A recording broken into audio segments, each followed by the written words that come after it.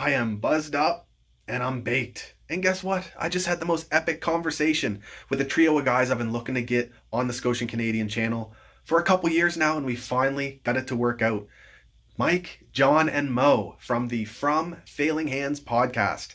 Absolutely top of the line Montreal Canadiens podcast with stellar interviews, not only the guests, but the skills that these guys show when sitting down with their guests. They've had John Liu on, Dave Stubbs, Eric Engels, Craig Button, Sheldon Surrey, Dale Weise, Nate Thompson. The list goes on and on and on. If you haven't checked them out, make sure you do. I'm a fan of them. I was real nervous, and I've been on their podcast a few times, but still, I was nervous to have them on Scotian Canadian. These guys are fantastic, and I really hope you guys enjoy this conversation. Sit down with us, have a beer, have a drink, have a toke, and let's talk some hockey. Oh man, this is gonna be fun. Like before we start, this is. I'm excited for it. Yeah. Okie doke. Yeah. See if I can do That it. Guinness, I love it. Kilkenny, baby. Kilkenny, yes, that's good too. Yeah, buddy. Look at that. It's giving us a show, boys. It's like chocolate milk. Oh, That looks delicious. Wild. I'm not gonna lie, what camera work too. Fucking look at these YouTubers and their fancy fucking camera work, eh? Yeah, he's never done this before. Yeah. Welcome to episode 3 of Buzzed Up and Baked. This one's gonna be crazy. Cheers, guys. Welcome to Buzzed Up and Baked. Welcome to Scotian Canadian. Cheers, buddy. And I'm so excited for this. Like to have you guys on here to do this. This is Salute. gonna be a treat for sure. So how's that? What do you guys think of that game last night? Oh, thank one of the God. more dominating performances I've seen this team. Like, it was picture perfect. I mean, that snapper against Carey's mask that went in. I know. Who scored that again? That was, oh my God. Blanking. There you go. Cuckoo. Yeah. Anyways, it had to. Yeah, his name is Cuckoo. His last name is Cuckoo. Oh, fair enough. It's spelled a little bit more sophisticated than the noise it just made. But I remember seeing his name on fantasy hockey a couple years ago for the first time, and I'm sitting there. This is seriously somebody's name. It's spelled like Coek. Yeah, it's like the Ha Clinton Dix of hockey, right? So exactly. Yeah, it was fun though. Like, what a way to start the season. I mean, tough loss the first game, but like that second one happen though. What? Losses like that are going to totally happen. Like yeah, the one exactly. That we had against the Leafs. I mean, we can't expect to go 56-0. No, it's true. I saw so many people snapping online, like just making a really, really big deal out of the whole thing, like it just really dogging on guys and stuff like that. And while I'm with John, we talked about this in our last podcast as well too. I'm with John where it's like a 56 game schedule. We can't let shit like that slide all the time. But Paul Byron, being the punching bag and just everything else that went with it was just nonsense. It was a tough loss at the end of the day. It was a really, really tough loss. And like Mo said, those things are going to happen. But last night though, I don't know, man. Anyways, I'll let you decide where we're going to go with this. But man, like, fuck, that was. Yeah, there was a lot of heat on some guys there at the end of the Leafs game, which was kind of weird. But I think for the most part, I think people saw. It was insane. Kind of weird. One fucking game. Kind of weird. We led for almost the entire game. I mean, for overall, we played a great game. Yeah. And I was telling the guys this last episode. Nothing I see in overtime means anything to me. Like, I don't take anything I see in overtime away. I just don't. I just watch it, or sometimes I don't even watch it because I can't stand overtime. But whatever happens, happens, and I take nothing from it. So people calling for Byron to sit, it was just absurd. I was thinking, you're out of your minds. Even if he had made a mistake, which I think we can all agree he didn't. But even if he had, I wouldn't care because it's 3-on-3 overtime. It's a gong show. Yeah. It means nothing. I mean, it means a lot, obviously, because there's a point at stake. But I'm not going to hold anything I see against a player. Are you kidding me? In overtime? Yeah. I mean, so no, it wasn't. It was more than weird. It's so it was true. Insane. It was It's insane. so true. It was. It's so true because like at the end of 3-on-3, all that back and forth, like what else are you gonna do at the end of a long shift like that? Even if he tries to back check, where's he gonna go? But they had right? already taken off. Like he was, Yeah, he was. exactly. It was. There was nothing for him to. Yeah. He couldn't do Yeah. any. Even as Mo, I think Mo, you said it. The optics of him going to the bench is what killed him. Had he just stayed on the ice, no one would have said a word. Yeah. But he had nothing left in him. No, He had exactly. nothing Yeah. left in him. And so him going to the bench and Gallagher jumping on, I mean, they made no headway, and Byron would have never caught up, because when Tavares got that pass, he was already in full stride, already about 6 feet ahead. And I think it was Riley that scored the goal that basically was right in there with the play. So there was nothing he could do. But and I said this on the podcast as well, but I honestly think that people want to shit on Paul Byron because they're not getting to see Michael Frolik or Corey Perry. Yeah. And I mean, like, I get it. You want to see the shiny new thing, but you can't just shit on a guy. Sorry, are we allowed to swear on this thing? I think we are. Oh yeah, hell yeah. But Way ahead of you. does YouTube allow that? They do? No. Oh, yeah. But no, to me, it's just absolute nonsense that people are shitting on this guy, that even Claude Julien today is talking about how Paul Byron can be put on any of the lines and still perform. And easily our most versatile player. Absolutely. And he's one of the most underrated players in the league, in my opinion. It's just, he's so fast. He's got the skills, great defensively. And here in Montreal, people are just like all over him. And it's fair. Definitely not a leader of the team. This is right up your alley too. I know you've been a heavy Byron supporter all these years. So I'm Byron and Petrie for some reason. I don't know why. Yeah, It's paying off now, though. Yeah. But yeah, we took it to the Leafs though that first game, and my favorite thing, like I was a little friggin' schoolgirl there, Weber and Sherratt beating up Matthews in front of the net. I was literally like just shaking with excitement watching that, because that's what we've been waiting for the whole offseason here, to see our big heavy team just beat up on this Leafs team. That did you guys catch Carey's post-match presser after the Oilers, and he was asked about McDavid, and he called him out and basically said he's the best player in the world. Mm-hmm. And that just, imagine what Leafs fans thought of that when they heard Carey Price say that. Right? He just gets done playing against Austin Matthews, and he calls out Connor McDavid and says, "No, he's the best in the world." I just love it. It must have really, the knife just must have went deep in on that one. That was great. I don't know if he intended to do it or not, but whatever it was, whether it was unintended or whatever, perfect. Matt, what do you make of the whole brouhaha with the whole Toronto media and their agent complaining about the cross checks in front of the net? Oh, don't get me started. We already have, in a related way, we've already got. I noticed just before starting this podcast with you guys, we got Chris Johnson from Sportsnet making the big statement that if you claim Jason Spezza, he's going to retire. So the media is already going to work for Toronto in that sense. And they were going to work for them in the sense of Matthews getting his ass handed to him in the first game of the season. So it's just, I don't know, man. It's ridiculous. And What's I think it's a weak mindset on behalf of the team. Having a media defend you and have your back, what's that like? Would that must be nice. Any one of you guys can answer this? What do you guys think? Do you think the next time the Habs and the Leafs play, there's going to be a lot more emphasis on that kind of play in front of the net? Do you think he'll get the calls, or is this just whatever? We know what we're doing. Don't go there if you don't like it, type of thing. I think they'll get the calls, unfortunately. I know But it won't last. But it won't last. Yeah, there's a spotlight. There's a spotlight on that situation in the slot, and then it's going to happen. I think but mind you, I do think there's more than one way to skin a cat kind of thing. Sorry, that's insensitive, Matt. Especially after you just broke up a cat fight before we went on air. But I mean, there's more than one way to clear the front of the net, and I think if you're looking at two guys like Ben Sherratt and Shea Weber, I think those are two guys that could figure it another way, to kind of remove Austin Matthews from the equation. I don't think that's going to be with those two, you know what? I'm trying to think of a guy I might be worried about, maybe getting a little bit overzealous.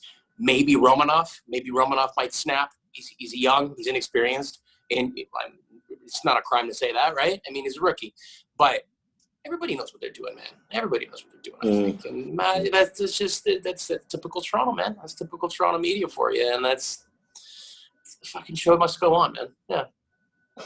Matt, by the way, like the media like stokes the fire, which unfortunately then I think the players kind of think to themselves, like, I could be fucking way off base here, but the players think if they're hearing it from all the media members, then it must be true. And if everyone around them saying it, and then I don't know if that's where that mindset comes from the team, because it's weird from me seeing it from a team who's supposed to have improved leadership here. I mean, John Tavares is their captain, and they got Joe Thornton in there now. Should they really be out there, like, first game of the season, complaining about contact in a division that everyone has talked about that? Have the Toronto media ever held the Leafs to account for anything? Like, have you ever seen them, be critical of the Leafs to the extent that our media is on a regular basis? Like, I don't remember. I mean, maybe last season, I can recall maybe after their loss to Columbus, that maybe there was a little bit of, what the hell are you guys doing? This isn't the way forward. But so as long as that's not happening, then this makes perfect sense to me. Like, they're constantly putting them on a pedestal. So once you do that, once you've invested, all your energy into propping the Leafs up, then you have to come up with this nonsense. Yeah. Because I don't think it pays them to be critical Leafs. You know what I mean? Like, I don't know if that's true, but they have a history of shitting all over GMs and coaches. I mean, that's where coaching and GM careers go to die, essentially, in my opinion. But you get a guy like Brian Burke that goes in there. Everyone's super excited about him. Things aren't really going their way after so many years, and then the media starts shitting all over him. And sure enough, I mean, his departure wasn't the prettiest thing in the world, but I felt sorry for him. You see a lot of GMs that happening to them once they go to Toronto and things don't work out. And when does anything work out in Toronto? Let's be honest, it never works out for them. And how many GMs have we had have they had since Sean Burke? And it hasn't worked out for any of them. And I got the sense at the end of last season that some of the media in Toronto were not too fond of the moves that Kyle Dubas had made prior to this offseason. But, I mean, they do tend to turn on their GMs and their coaches. So, but anyways, enough about the Toronto Maple Leafs. I freaking hate them. I saw a bit of it there towards the end of last season after the disappointing exit in the qualifying round. But it was interesting to me how quickly it kind of disappeared. All the negativity disappeared. But for me, it's like, for me, it's like, I find it weird coming from that team though, too, like with those leaders in the room, and you got Austin Matthews and their agents and, saying these things after we all knew this division was going to be incredibly hard fought. Like, were they not expecting to eat some cross checks in the slot? If they weren't, then I think they got to. Did they think we were just going to leave them right in front of Carey Price and they can do it? I actually think so, Mo. I mean, that's kind of setting the tone. I mean, maybe I'm going to be playing devil's advocate here, but if you're looking at the caliber of a player like Austin Matthews, and let's face it, he's one of the best in the league. Yeah. You're trying to set a tone. You're trying to set a standard, and you're trying to get ahead of this shit. Right? Because, I mean, if you're going to be in a division where you're going to face your division rivals 9-10 times, whatever it may be, like, you want to protect your star players. I think that's premeditated. I think that was done on purpose.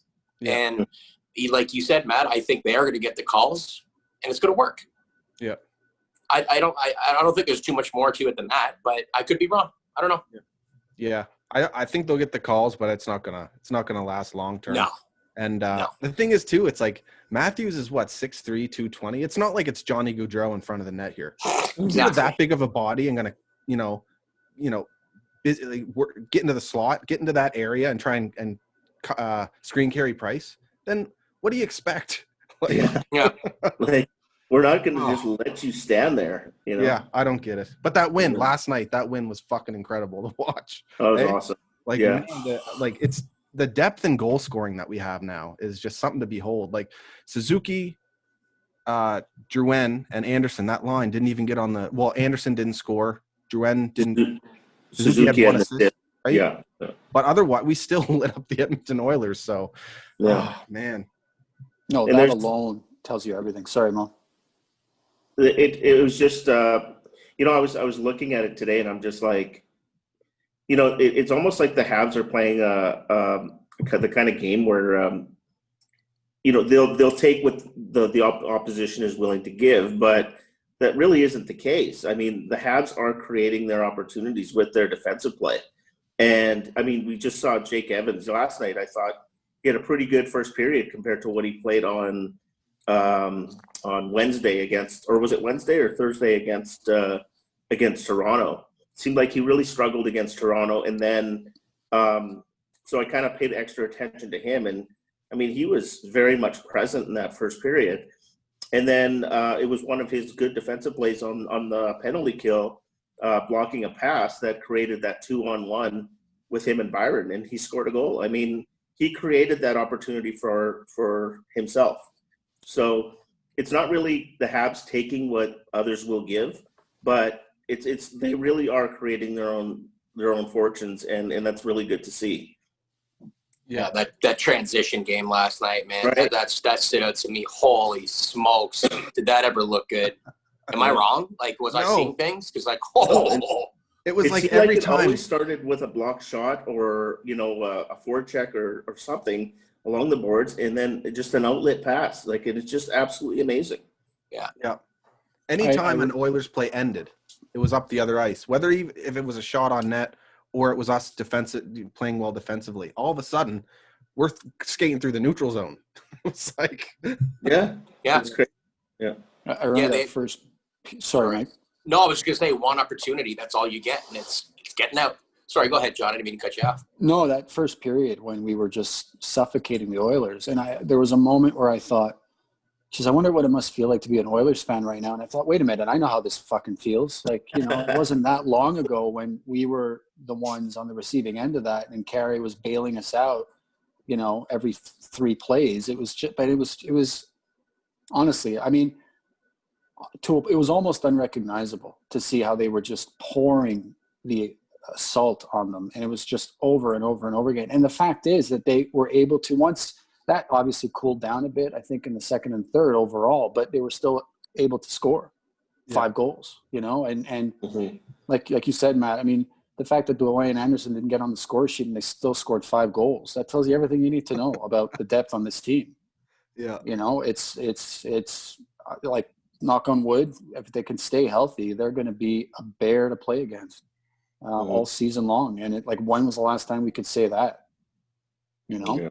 Yeah. They just, like I said, they need to, and again, I'm not seeing anything to be concerned, but they just, and I know they know this obviously, but they have to avoid, like Mo mentioned, like we're going to see losses like that, but we just have to avoid them like as much as possible. Like we cannot lose games that we should be winning.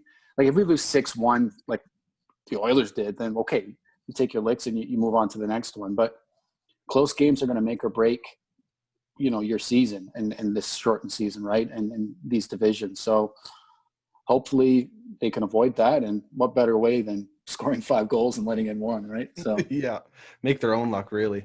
Yeah. Yeah, because you can't blow. You know, you're up in a game, and then you got Carey Price in that. You got to close that one out for sure. It was just a, you know, unfortunate set of circumstances, and like it's interesting though. Like with the Edmonton win, for me anyway, I figured kind of Edmonton this season is going to struggle. Their depth is like pretty questionable once you get past their stars, and their wingers are, you know, and then the defense too.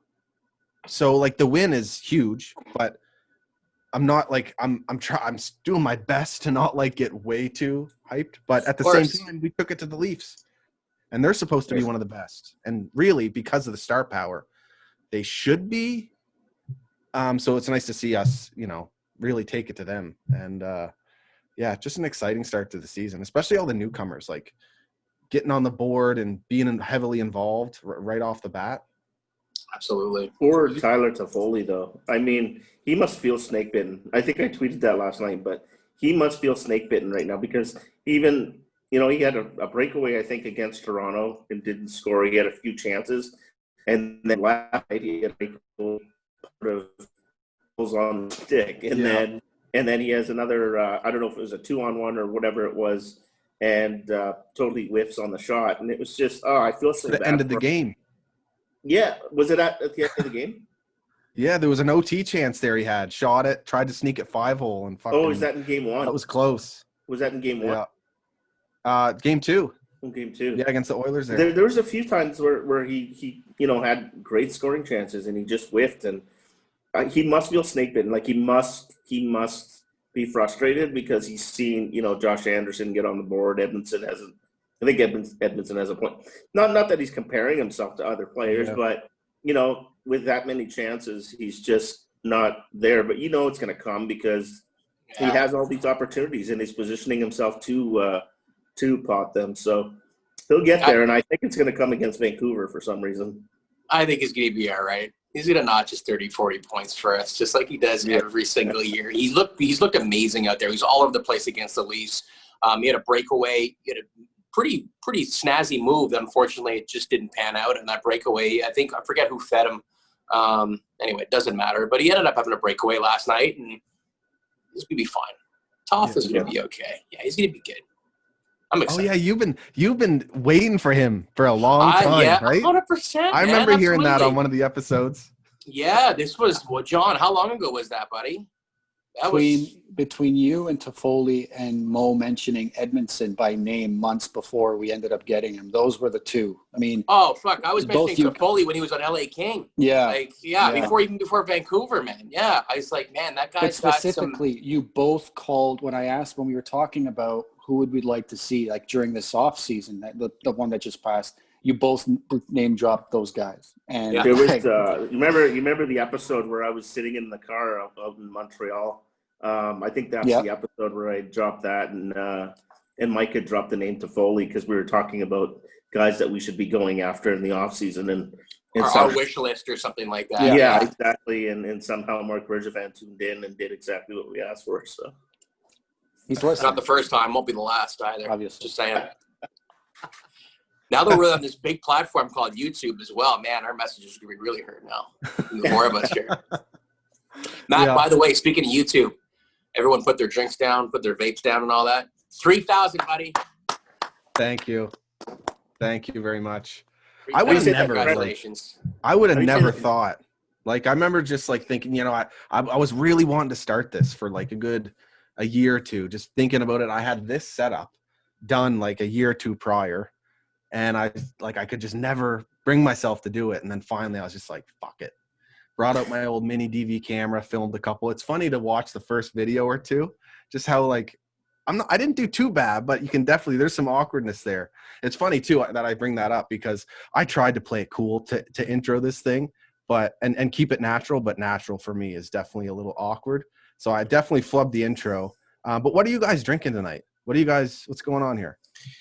I got a can of loudmouth soup here. I actually just popped my second one. So, are we allowed to say names on here? Oh yeah, do it up. It's a beer. Oh, yeah, I'm drinking some Molson Canadian. I covered it up because they don't pay your bills, Matt. So, I appreciate that. I'm just drinking some Molson Canadian. That's man. That's what I'm cruising with tonight. I've got the Montreal Canadiens of whiskeys, Lagavulin, a bottle that Mike bought for my birthday almost 2 years ago. And I only pour for special occasions. So I figured this was definitely one of them. Damn, I thought that it would have been done like the following Tuesday or something, John. Man, that's pretty impressive. It kills me to even open it. You know what I mean? Like it kills me. And then I'm like very reticent to keep drinking. But tonight it was time.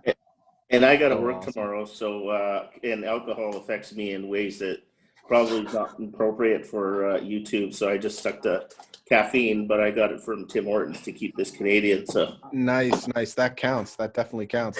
Show some Canadian meth instead. Yeah, I like it. Canadian meth. What's the story behind the white background? Oh, I gotta hear it. Here we go. I'm the most ridiculously superstitious guy. The most ridiculously superstitious. Like, and so when I remember buying, I think it was 2000 or 1998, Marc jersey, a little later than that. And when I bought his jersey, whenever I bought it, I don't know if it was 1998. He was traded like a couple weeks later. Yeah. And then Eller, I bought. You know how they have those Habs T-shirts, where they have their player numbers on there. Bought the Lars Eller one, and he was traded. And so right away, I refused to get any more jerseys or shirts. Like I have a couple of Habs jerseys that have no numbers on the back. I refuse to do it unless it's a retired player like Larry Robinson or Ken Dryden or something like that.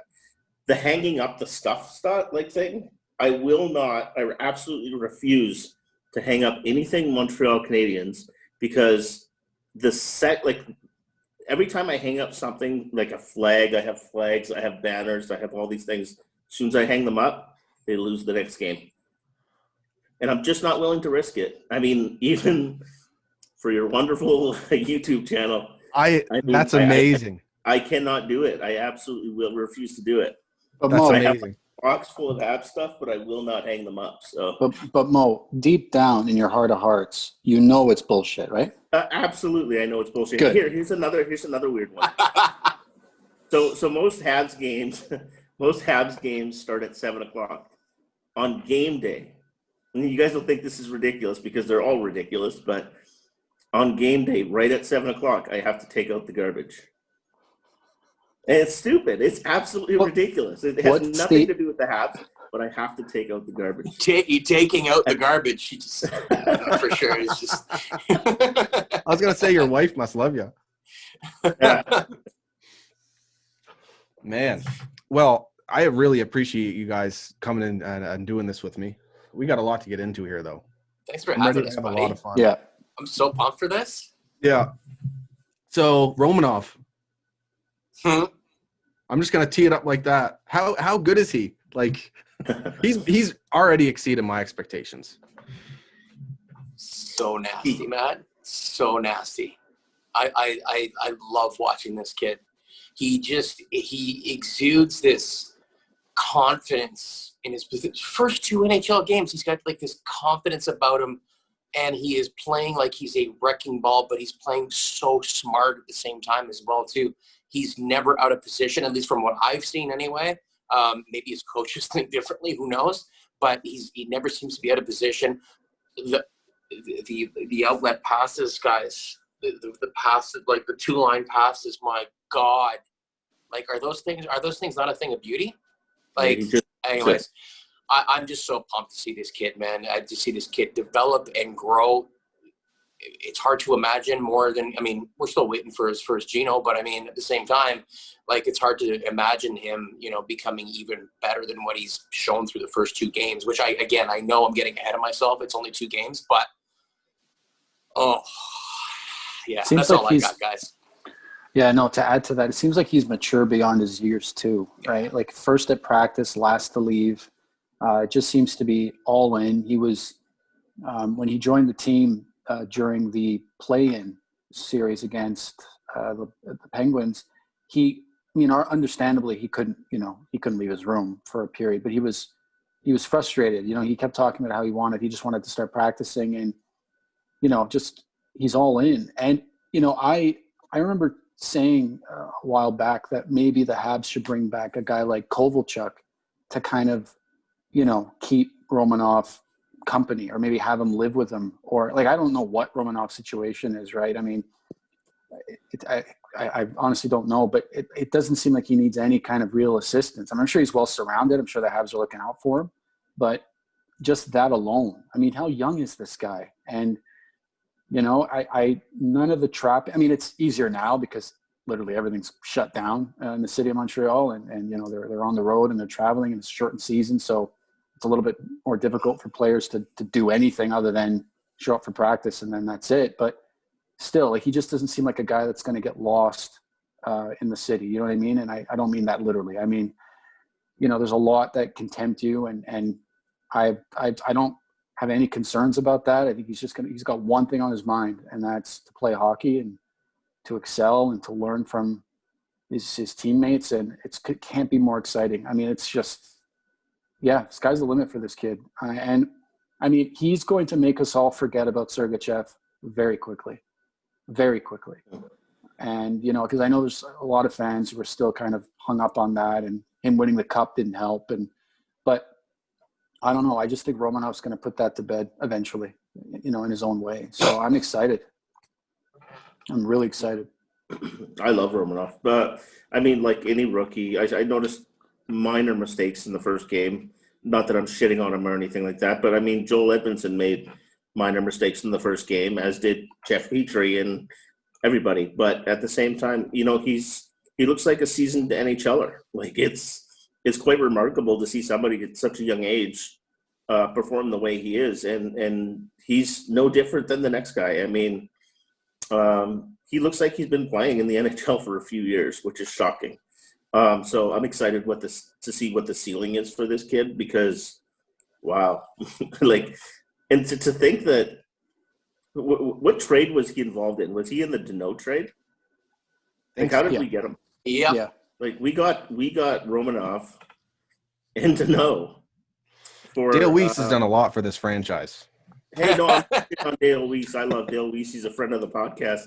But I love Dale Weise. But, it was Dale Weise and Fleischman that we traded to get Danault and Romanov. So, hell, let's set off the fireworks for Marc Bergevin trades, I'll tell you. Yeah, and mad respect to Dale Weise, too, because for us to get value off him, he had to establish himself as a serious goal scorer, and he really did for his first stint with the Habs.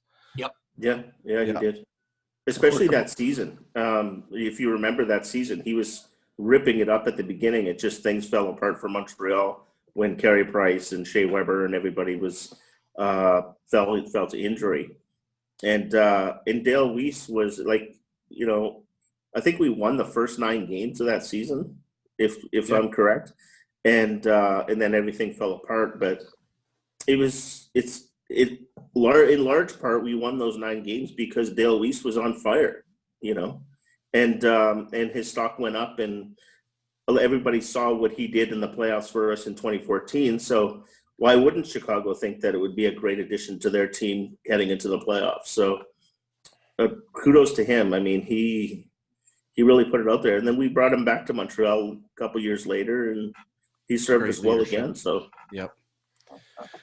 But yeah, I'm glad you bring up the mistakes from Romanov too in game 1. And it's, just little things, but that's important. Like, it's not going to be a perfect ride for him first year, as good as he is. There's definitely going to be some moments, maybe some like game deciding moments that people got to be ready for. But outside of that, yeah, it's fun to see him play. There's this thing he does, and I got nervous when he did it the first time, and I don't know if it was game 1 or 2, but when he, like, I love how he uses the entire offensive zone. Like, that's what these like new era elite players, that's what they're doing, like the Makars and the Hughes. Their bodies are outside the zone, but the puck is inside the zone. So, and he did it, and he had the puck just literally on the blue line, and he makes a play. So, the first time I saw it, I was like, what the fuck are you doing? Like, what's going on here? I was nervous. But then I was like, oh, shit, he's going to be one of these players. And he's done it a few more times since, and it's like, oh, my God. Like, I think I've underestimated his offensive ability for sure. I remember when I was on the pod with you guys, and I wanted to covet it by saying he's probably going to be good defensively and physically to start, but I'm not so sure about the offensive game. I mean, it's early, but after these 2, I'm like, oh, my God, he's just really smart with the puck. And like Mike said, the laser passes, it's like tape to tape from that distance. Yeah. Wild. Yeah, he's a superstar in the making. If we're gonna talk about big trades, how about we throw a little appreciation towards the one that brought Tatar, Suzuki, and a second rounder for one guy. I mean, honest to God. After last night's game, everyone. Of course, I think you'd be hard pressed not to say that Suzuki's the crown jewel in that trade. But then after last night's game, Tatar with 2 beautiful goals. I mean, it's going to be heartbreaking if we can't keep him. And, I feel like that day might come sooner than we think, but incredible. Six straight 20-goal seasons. Yeah, Boys. that's right. You tweeted that out, Mike. Yeah. Come on. I mean, it's just come on. Talk Mad about respect. talk about asset management. You know, I mean, just to bring those two guys in, and who was it that we drafted? Nordlander? I'm not sure if that's him. The defenseman, is that the guy that we drafted with that? Yeah, I think it second was. rounder? I think it was. Yeah. Yeah, you're And, right. you know, there's a lot of talk about his potential, and Jesus, like, Yeah. Slick work. I think Bergevin and Trevor Timmins have like developed a really strong chemistry as managers here. Have you like, because I was playing around with a few videos over the last few weeks, and I rewatched the sort of the draft video where they had the camera on the table, and it was essentially just always on Bergevin and Timmins. And if you watch it closely, like, it's like you were saying, Mike, like those two guys, they can basically communicate without saying a word. It seems like if you really watch the two of them working, they just kind of grunt, or they'll nod, or they'll just, like, Bergevin will ask Timmins something, and Timmins will just make a face, and Bergevin's like, okay, yeah, got it. And it's just, I think you're right. I think there's something to that. You know what I mean? Mm-hmm. I mean, it could just be my obsession with Bergevin. I was watching a little too much of that stuff, but you know, you watch it, and it's honestly, I think it's two of the best executives in the league. And the proof is in the pudding. You know, I'm not just saying that. You just look at these trades, and anyway, I'm so with you, and it was really hard to convince people that prior to this. But yeah. I've thought there was one thing I wanted to bring up tonight when we were chatting, and for sure, and it's not to toot our own horns here. Let's get that out of the way. Like, we're all, you know, objective people, and what has done that, or us being objective this whole time, wasn't just being Bergevin lovers and going, everything he does, we love it. It was none of that. We've been with this guy and his management style, his philosophy for years now, and it's I think it's why we all found each other. Yeah, that's how we met, really. Yeah. And I think Mike and I started our stuff right around the same time, and somehow managed to get together. But it's nice to see it all kind of coming together, how we were not just hoping, but really kind of foreseeing as well. Right?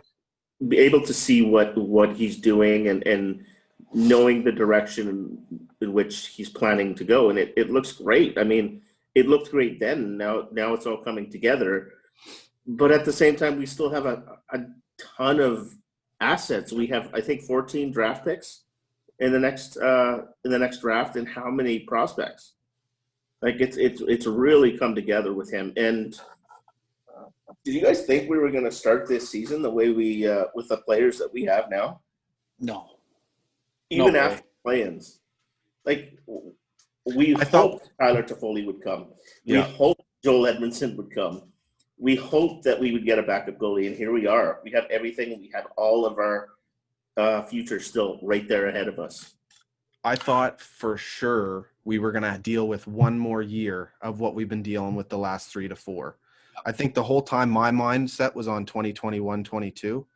And I think it probably would have been if we didn't get wildly lucky with, you know, the one of few positives to come out of this pandemic bullshit in terms of the Montreal Canadiens, is that we ended up getting a chance to be in the playoffs, made the best of it. And I think it really did click into Bergevin's head. I don't need to wait another year to really not go all in, but kind of show my cards a little bit. And then he saw what the team was made of, even the young guys. And then it's impressive what he pulled off. And I definitely don't think we would have had this roster if it wasn't for that opportunity that we wouldn't have had otherwise. And it was amazing too with the trade deadline day that had passed just before the play-ins as well too. There's no question that Marc Bergevin was a seller as well too, and to basically turn around and basically, you know, become a buyer that quickly. I mean, it's almost like the buyer to that extent anyway. Like Anderson to Foley, like Anderson wasn't an acquisition; it was a trade. But I mean, like, to see where our roster was a year ago to where it is right now, it's unbelievable.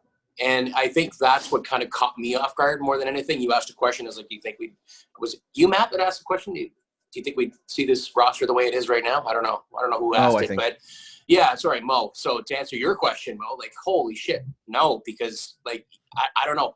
I can't remember a general manager being a seller and becoming that big of a buyer that quickly, but that's just me. I might have a bad memory. Who knows? But yeah. Now, his off-season moves is why Jeff Molson extended him when he did. You know, I mean, I mean, at the time, I remember there were kind of some question marks because I think he still had time left on his deal, and I mean, if this guy ever left Montreal, he'd be snapped up in 2 seconds at this rate. I mean, I joke about this, but I sincerely mean it. I don't know why other GMs pick up the phone when he calls. Like, I don't know why. Why would they pick up the phone? I mean, you just, at the rate that he's making these deals, and it's incredible. And I'd also like to add, you know, two of the biggest, arguably, off-season moves were free agent signings, right? Toffoli and Corey Perry. I mean, not a huge move, but still, you know, free agency. And, you know, we always talk about how tough it is to convince guys to come here.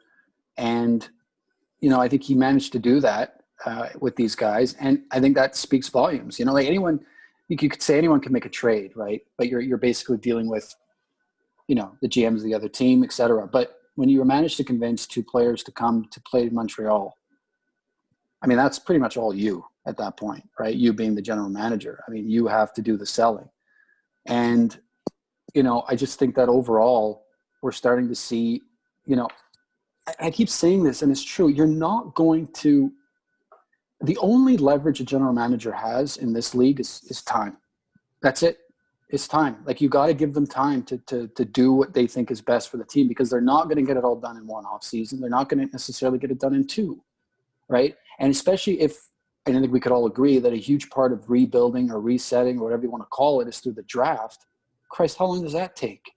I mean, you know, take years, because you got to – have the draft picks to do it. You've got to, you know, hope you suck just enough to get a high draft pick, but not too much that the fan base will turn on you and players will give up. You know, it's this weird balance you have to strike, and it takes time. And, you know, look at the team we've had. I mean, have we had this strong of a team on paper in the last 20 years? I don't think so. I don't think it's been close, quite frankly. Well, even during this retool, if you want to call it that, for the last 2 years, I mean, a lot of people would say our team last year was not competitive, but I believe we didn't get a true impression of the team that we had. But the year before, hell, what was it, 1 point that we missed the playoffs by? I mean, we've had a competitive team for 2 of the 3 years that we've been in this retool. And so a lot of people were shitting all over Bergevin, saying, it's a rebuild. No, it's not a rebuild. He wasn't trying to sink the team to sell off all the assets and, you know, bury contracts or anything like that. He actually did what he said. You know, he kept a competitive team, and he went and accumulated all these assets. And at the same time, we were still competitive. So, and another thing, we also convinced Joel Edmondson to come, because he was bold enough to send a pick to Carolina a few days before free agency, and convince him within a couple of days that this is the place you need to be. And he signed with us. So he's doing a fantastic job. And I mean, anybody that wants to shit over him still hasn't gotten over a certain trade. So. Yeah. I think that was a big thing for me why I started this stuff. And I think it's the same. It was the same for Mike. I'm not speaking for you, but just like what really got me was we saw all the shit from that Subban Weber trade. And then we started to see it through that offseason where the Powell patch ready situation was going. And I was just tired of, like, the people who were supposed to be doing their jobs, you know, to the, you know, at their best, being objective, reporting to the nation, you know who I'm talking about. And they weren't. It's like, there's a lot. Every other team now, it's this big trend. Every other team who's resetting or, you know, going through some sort of rebuild phase, it's like this big, good for you, or we're so happy for you. But for us, it was just constant, like, everything he did was just getting shit on. So Mm-hmm. I wanted to, I think, and we wanted to provide Habs fans something with that, told the other side of the coin. And I think we nailed it. Mm-hmm. And you guys covered it really well. Another point, if we actually did what everybody was calling for, a true rebuild, no Carey Price, no Jeff Petrie, no Shea Weber, pretty much the core of our back end, we wouldn't have the team we have now if we traded off those assets. And that rebuild would have taken a whole lot longer than what this took. So yeah, and it was his trades really that helped us stay competitive. Not only did his trades help us stay competitive while he was doing all the drafting in the background, but there's a few trades in there that it was for young players as well that are going to be with the team for a long amount of time. Like even going back to Jeff Petrie, like as much as that was a trade for right now, back in 2011 or 12 when we're hoping to go on a run, as much as it was for right now, it was for the long term too. And he says these things in his press conferences. You guys all know that. And he doesn't hide anything. Like what Mo said, he does what he says. Mm-hmm. He's been the most transparent general manager in the last 5 years. I mean, I've lost count on how many talk shows he's gone on, radio shows he's gone on. You can't, he puts himself out there and he takes he goes on to a certain station way more than I'd like. But when he does go on, he gets the most absurd questions imaginable, but they're basically questions you'd expect. Like if you were to poll the fan base, you know what I mean? And like the bowels of Twitter, and you were to say, give us questions, that's the type of questions he gets. And he answers them. Like he actually answers them. And it's like, sometimes he'll state the obvious, he'll say something like, well, yeah, of course he's going to say that. What only an idiot wouldn't understand that answer. And other times, he's really honest. Like he'll say, yeah, we were in on that guy. Like who's to say we were not? Like I remember one time he's like, yeah, we were in on Duchesne. Of course we were. Well, what do you think? Yeah, he just didn't want to come. And when he does those things, you should, if whether it's on television or it's on the radio, you can tell that the hosts or whoever's interviewing are just kind of stunned into silence because it's like, I think now maybe it's a little different because they've seen enough of his recent interviews that they know he's going to, but he just tells it like it is. He was on the French show Antichambre a few years ago. Same deal. Like he was just like almost painfully honest with these guys. And when I say painfully, I mean like it was like it's all things that we've kind of thought and we know deep down, but like that he has to say it to some of these guys some of them who have been in the game for years. And it's because they're looking to create the drum up controversy to put him in a tight spot, and he just won't allow it by being open and honest. And like there are times where I kind of think like, okay, like this transparency thing has just gone too far. But then there are other times where I'm just like, well, what's the worst that can happen? He's telling it like it is. He's telling us what he's going to do, what he's not going to do to a point. He's not going to give away the nuclear codes, but you know what I mean? Like he's basically being honest with us. And the only thing you can say about him now, the only thing is if we're not successful this season and beyond, then you could say, well, depending on the why, you could say, well, some of his deals and it didn't work. It didn't work. And that's his job, is to roll the dice, to do the best he can, to make the decisions that he thinks are the best for the team and hope it works out. Like that's all he can do. You know what I mean? And I think that will be his legacy, that he'll have done everything he can. He's clearly made deals that have made us better. Like you can't really dispute that. I think the big one that he made that a lot of people hold it, maybe less so now, but held against him for a long time. I think it's pretty obvious that was a good move.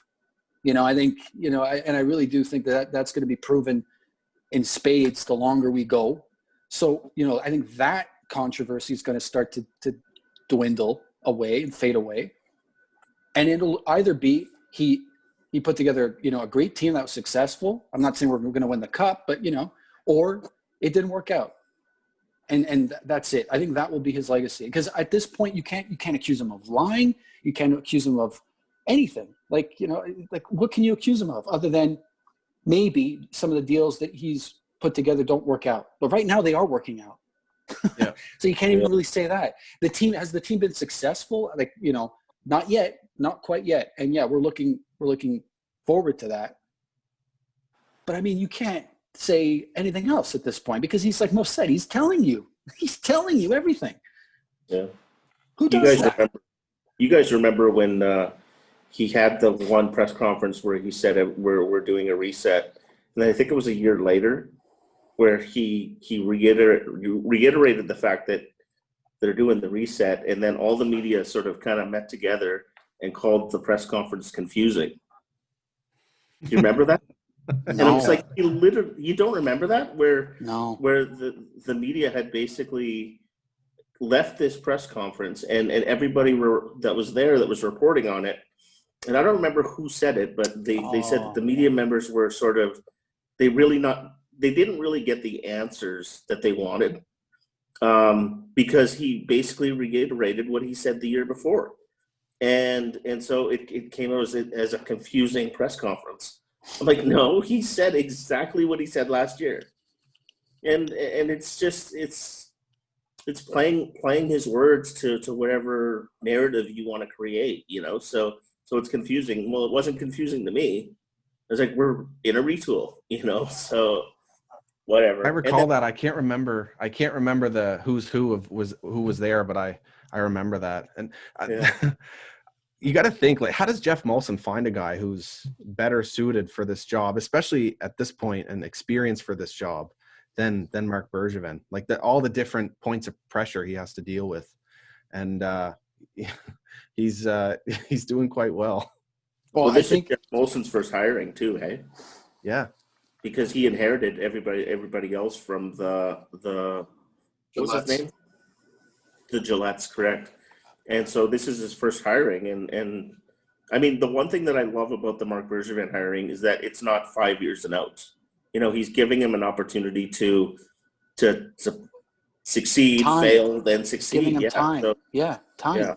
Yeah. Everyone was just all over David Poile, thinking he's the greatest thing in the world. He's had 20 years to build that team before they made the Stanley Cup.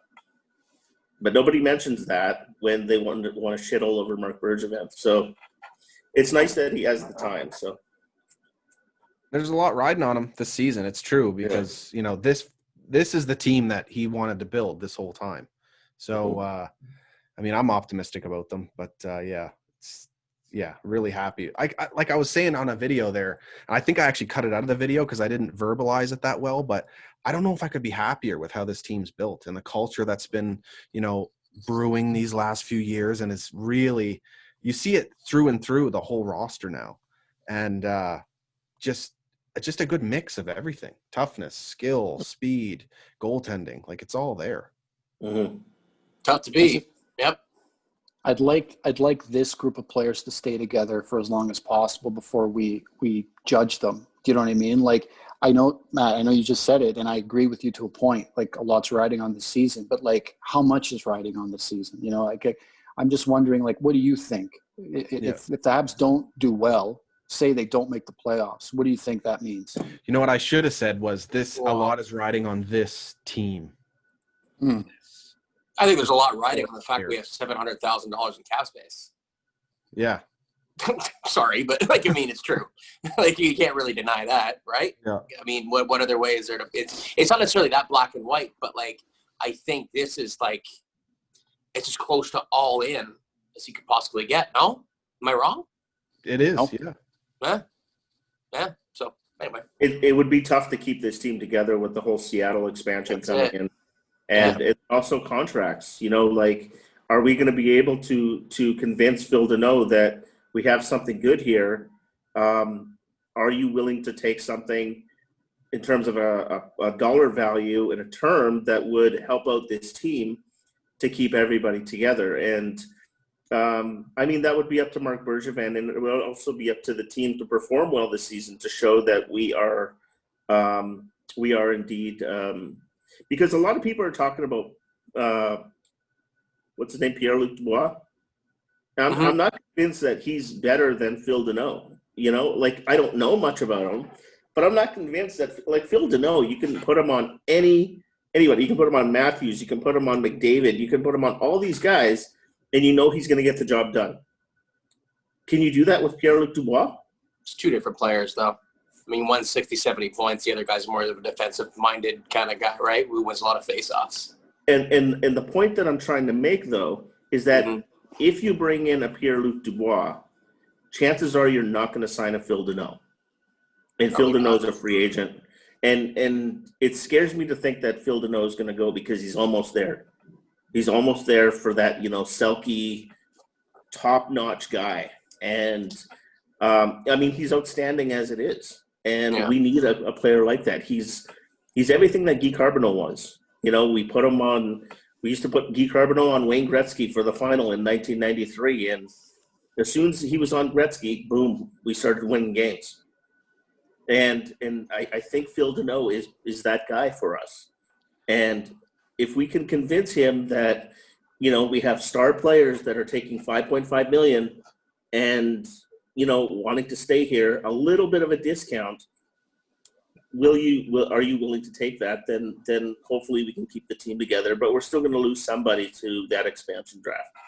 That's one of the main reasons why, like, obviously the all-in aspect of it, but the $700,000 in cap space that we have right now, that's one of the main reasons why I mentioned it. It's going to be tough to kind of keep that balance, right? I agree with you, Mo, 100%. Yeah, team's definitely going to look different next year between that expansion draft and whether or not we keep a certain set of players. What a load of shit that expansion draft is, eh? No, fuck. Just we managed to skirt through the first one. Just lost Emelin. Lord. At the end of his prime, when he was out of his prime. But hopefully the same thing happens. But I think part of Bergevin's moves here over the offseason, he's between Allen and Edmondson and Sherratt. One of those guys is going to be protected, probably not Allen, obviously, and the others aren't. We're going to lose a good player for sure. We're going to lose a contract, which might open us up for keeping someone else too. So I don't know. It's tough.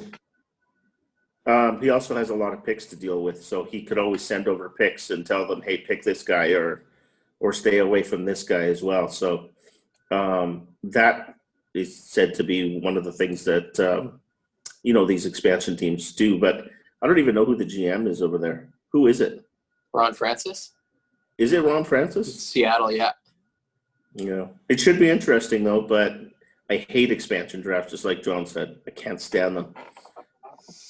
Yeah, the owners love it, though. I mean, gone are the days when you have, like, the San Jose Sharks and Ottawa Senators spending, a decade in the basement.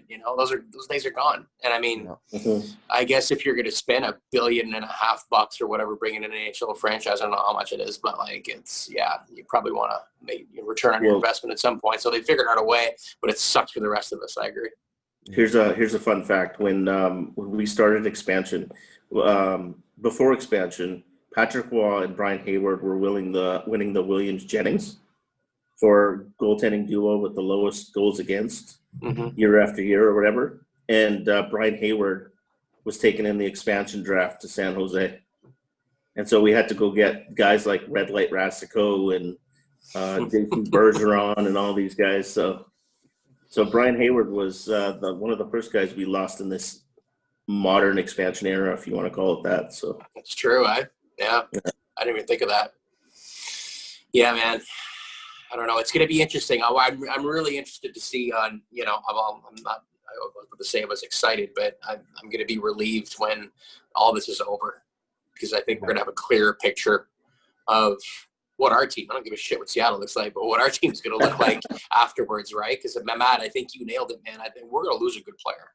Yeah. Maybe two. Who knows, There's 32 other teams, 31, 32. How many are there now besides Seattle? Yeah, there will be 32 total. There will be 32. So there's 31 other teams kind of sweating the way we are as well. So, I mean, I don't know. Hopefully we can just go under the radar maybe. Who knows? Yeah. Mo brings up the picks thing, and that could work, especially with Bergevin's slickness.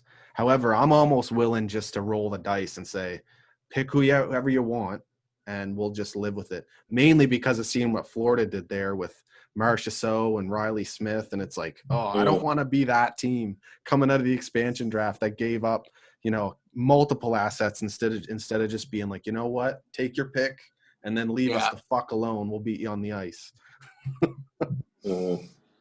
It's hard to argue that. I agree. Mm-hmm. Yeah. Yeah, it's going to be interesting. Interesting in a negative way, because I think no matter what, I'm not going to be happy with. Exactly. Oh God. And I'm going to be honest. Like a lot of people, laughing at Max Domi. Like guys that have left the Habs. I still appreciate Max Domi. Yeah, I really do, and I think he served us well for a couple of years. And you're hearing that a lot in the last couple of days. Max Domi bench for the last 5. He served us well. He played well. He, said what he had to say about Columbus and the great bench that they have or whatever. But stop shitting all over Max Domi. I hate losing players like that guy. I think he's got a lot of potential. And if it's a guy like, a guy like Max Pacioretty, who, it was not the prettiest departure, whatever. But don't pick on a guy like Max Domi. He did a lot for the Montreal community.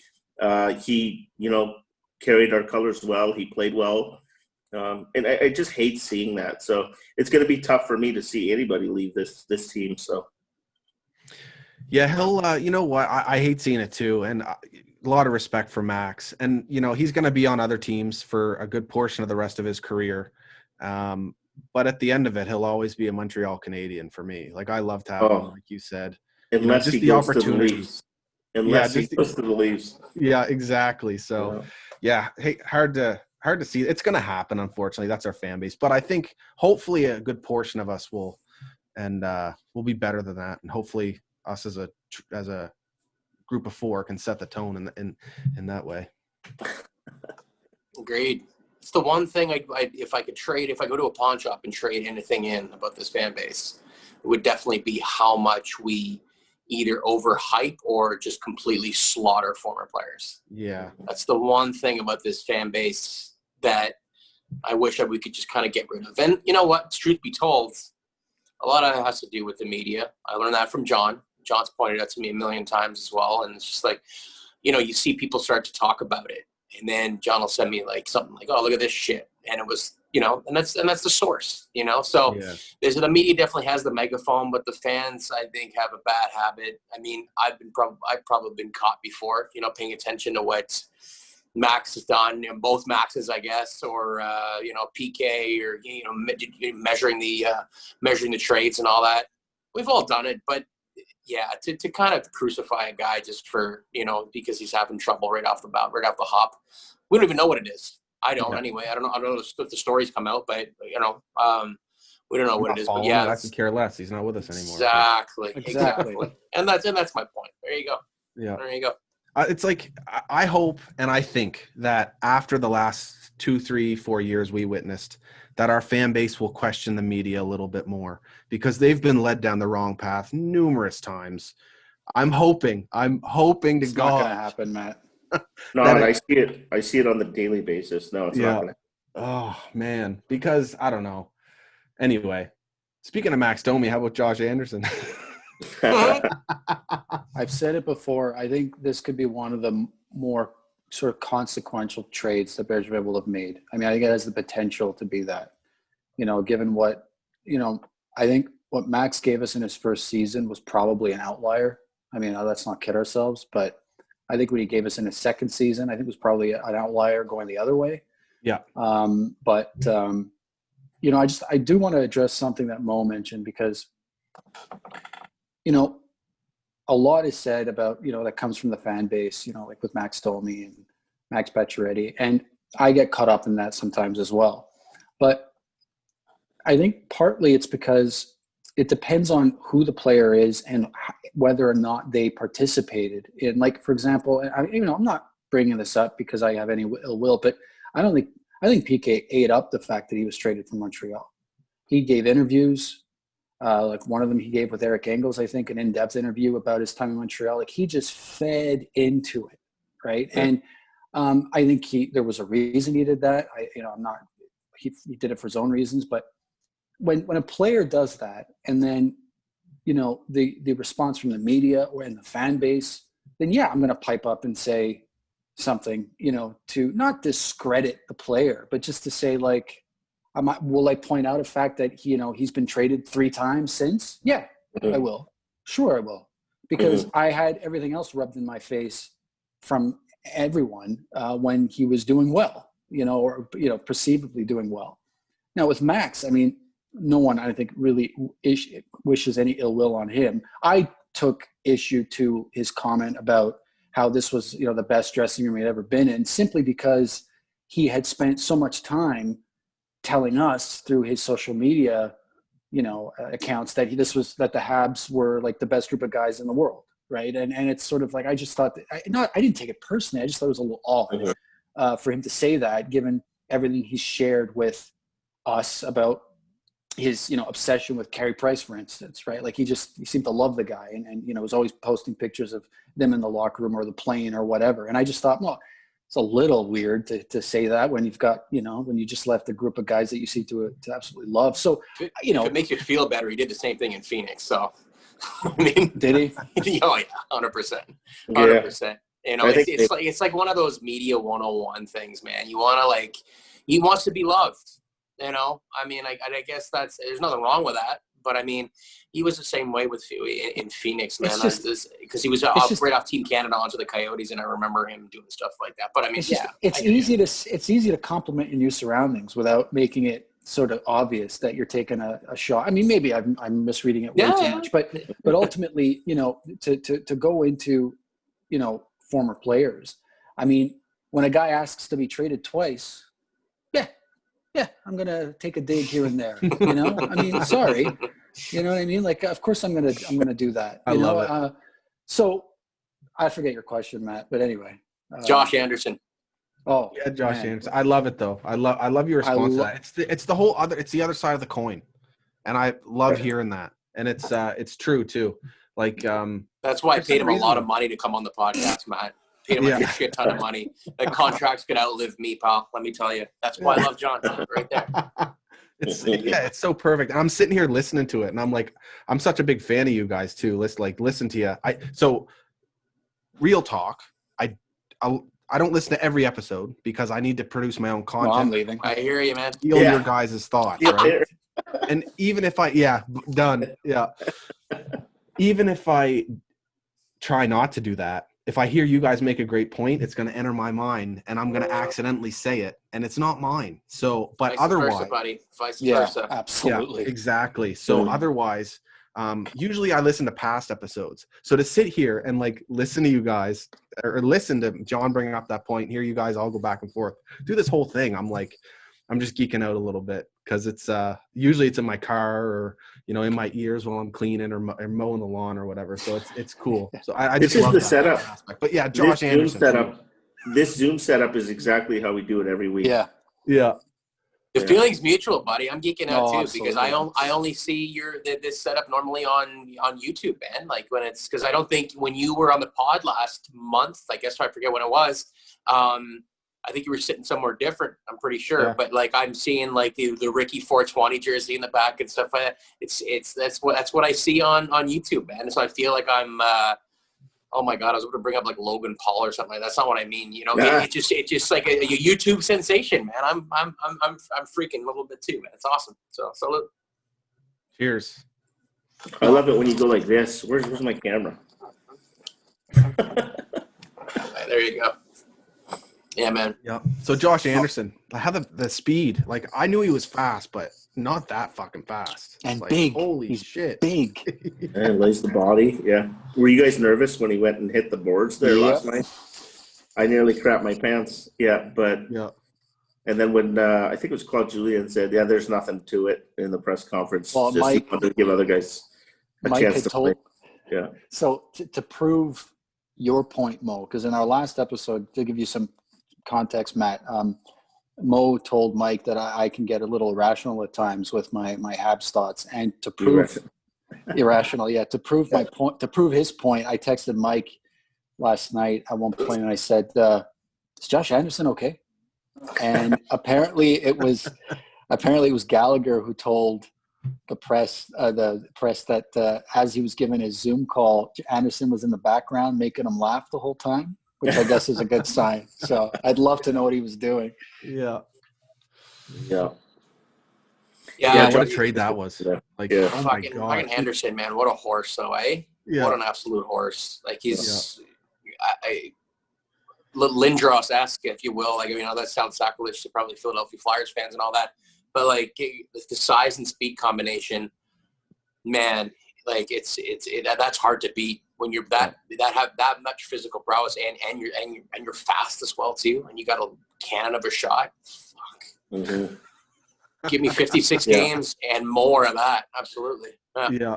And the aggressiveness, but like what Mo said there, going into the boards, he's done that a few different times, like in the Leafs game and the Oilers game, both. He's flying at guys trying to smash them. Like, I love the aggressiveness, but part of me is like, dude, just like 1/16 off. Yeah. Don't fucking kill yourself out there in game one and shoulder, two. boy. I think it was John that said that it seems like John, was that you that said it seems like he's all in? Like he's to everything. Nothing seems to faze him at all. Like he just doesn't seem bothered by anything. Like it's just, it's so refreshing. He's like Carey Price in that sense, but just a bit more of an animal. Like, you know what I mean? Like, because he has to be, you know what I mean? It's just, that's what I want. I want guys like that. And he's completely committed to the game. You know, like he's so, like John had said on, I think it was the podcast, and we have so many different mediums of content now, like Twitter, and I can't remember if he said it on the podcast or on Twitter, but he's bought into the Montreal Canadiens game, and he's doing exactly what he needs to be doing. Scared the living crap out of me when he ran into the boards yesterday, but he's okay, you know, and it's exciting. I always knew that Josh Anderson was a good player. I hated playing against him, but I never knew much about him when he was playing other teams. To see him now, I'm just like, holy crap, we did get something special here. So it's exciting. It's the same show it off, too. First game, sniped one, then he beats Tavares Weise. Like, first game of the season, shows the fan base what he's got. Mm-hmm. He also seemed particularly annoyed after the loss to the Leafs. Like, you know, first game of the season, you know, you lose in overtime on the road. Like, ordinarily, like, what's the big deal, right? But he kind of made a point of saying, like, we can't do that. Like, we can't let that happen again. And it was just like, okay, like, who's this guy? You know what I mean? And that it wasn't coming from Weber. It wasn't coming from Price. It was coming from the new guy.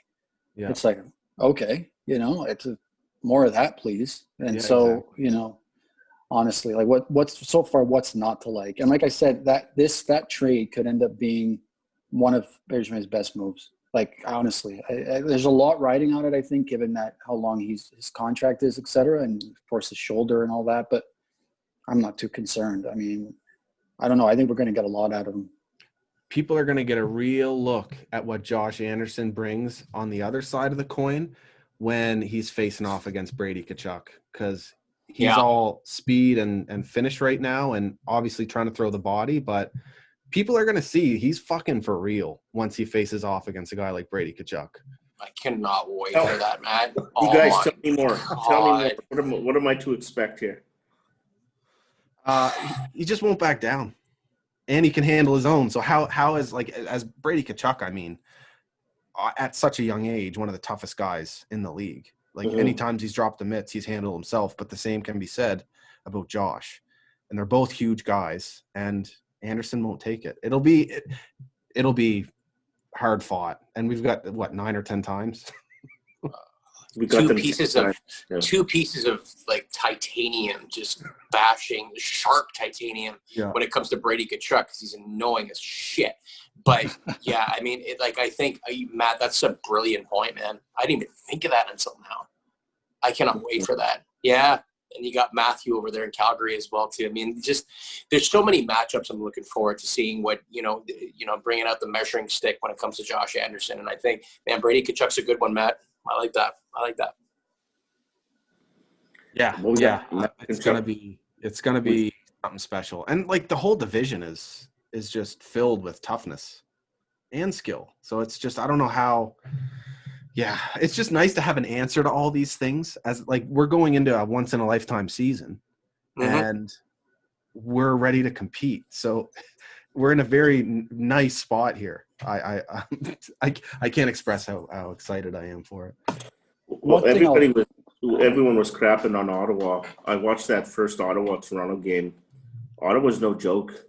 Nope. I mean, they got a team, and everybody was picking them for seventh. So if they have nothing to lose. I mean, they played well last night. Apparently, I didn't see the game, obviously, but I watched that first game, and I mean, they walked circles around Toronto. I mean, Toronto's supposed to be the winner of this division. So, I mean, I think we have 7 competitive teams. It's a bit of a toss-up, but it's going to be interesting to see Ottawa this season too. Yeah, Ottawa's not finishing 7th. I don't think they're I finishing don't think 7th. so at all. No. The one thing I'll caution Habs fans, the only thing I'll caution with this season is just so tough to win. Like, it's so tough to make the playoffs. It is so tough to win in the playoffs. I mean, and it's hard. I get it. It's hard to reconcile that with expectations when you look at the team we have now. And I'm going to be the first one. Like, I'll be heartbroken if we don't have a good season, because, it's like one of those things where it's like, well, did we miss an opportunity here? And again, it'll depend on the why. The why always matters. You know what I mean? For me anyway, like I don't just look at, the standings and then we'll go home. You know what I mean? Like it's always the why, but it's just, I don't know. It's tough. It is tough to win. You guys just made a case for why this division is so tough, and it's true. And then as soon as you make it into the playoffs, just ask Tampa Bay. You know what I mean? That's why just stick with them, because we're not always going to, I don't know what's going to happen this season. I'm just saying that it's just so tough to win in this league, and it's just going to get tougher and tougher and tougher. And I've said this before, and I hate saying it, but like, it's so tough that we'd be almost lucky to see the Habs win a Stanley Cup in our lifetime. Like, it's that tough to win in this league these days. To be 1 out of 32. It's brutal. And it's brutal. If you're a sort of a purist, and I'm not trying to knock any fan base, but if you're sort of a purist, or you're a fan of an original 6 or something, I think it's almost that much worse, because especially a team like the Habs, you've got this legacy, and you've got all these championships, and all you want is the next one. And it's like, I hate reminding people, but it's just not that simple. It's not. Yeah. It's not. You can't just reach for it. I don't know. So one thing I'll. Yeah. I think there's another fan base that doesn't quite understand exactly what you just said. I'm with you fully. Like, it's crazy how difficult it is to win a cup. And I think that's why I love the build of this team so much. The one thing that might hinder us, especially in the short term, as good as Nick Suzuki is, and we can definitely talk about him, these guys are so young, like, down the middle. That's the one knock I have on the Habs right now. Yeah. After seeing how well Romanov has performed, and where he'll be in the depth role, regardless of how good he is. Even if he spends time with Weber, they're going to limit his minutes here and there in big matchups. I think, maybe I'll be wrong, but the experience down the middle, once you're facing the Crosby, and I know Suzuki did well so far, but the Crosby, Malkin, Ryan O'Reilly, like, even if we happen to get to, as fun as it will be, like, if we happen to get to an Eastern Conference final, that Final Four is that's where I think the Habs could be made or broken right now. Mm-hmm. Well, we always have Danault on the team right now. Yeah. And that's where you pair them up against a Crosby or a Malkin. But Nick Suzuki did a great job against Crosby last year, and then also Malkin when he was paired up against him. So I don't see why we couldn't match those two up. The question would be Kotkaniemi, but when you have Danault and Suzuki, you're really matching those two lines, especially on the road. You're matching those two lines against those. At home, you're matching those two lines against those guys. But I'm not concerned about that. I mean, the young guys, they seem to be doing a good job. And then we also have a larger defense, and they seem to be doing the job. We do a fantastic job back checking, forechecking, and then Carey Price is lights out. And I just think we just have that all-around team now that we've wanted for so long, that we are going to win the middle, but we also have the backup just in case we don't. Right. And that's why I'm not concerned about this team. And I think that's why I've been so up on this team a lot more than a lot more people have, because there's a lot of question marks. People don't know what to expect. It's just what I saw in that play-ins with the guys that we do have down the middle, we did pretty good, and we just didn't have that extra umph, although I think we outplayed Philadelphia. But once they score one goal on us and they instill that trap, there was nothing we could do. And we didn't have that extra offense and that toughness to get through that wall. But we do have, now we have quite a bit. We have the experience. So I'm pretty excited to see what the world or what the league has to bring, because I think we have that strength down the middle with Suzuki and Danault. Suzuki's just that next level smart, eh? He really could handle it. You saw him break ankles last night, hey? Huh? You saw him break ankles last night? Oh, yeah. Oh, big time. Who was that? Yeah. Break ankles, and then he's in the fucking slot, diving, trying to block shots. Like, the kid is unbelievable. He's everywhere. He does it all. Such a 200-foot game, this kid. Like, and he does it with pizzazz. Yeah. It's not black and white and just like, okay, it's a good two-way center. Like, I want to see a two-way center. It's fucking exciting. We got one. I know. You know what I mean? It's so great to watch him every night.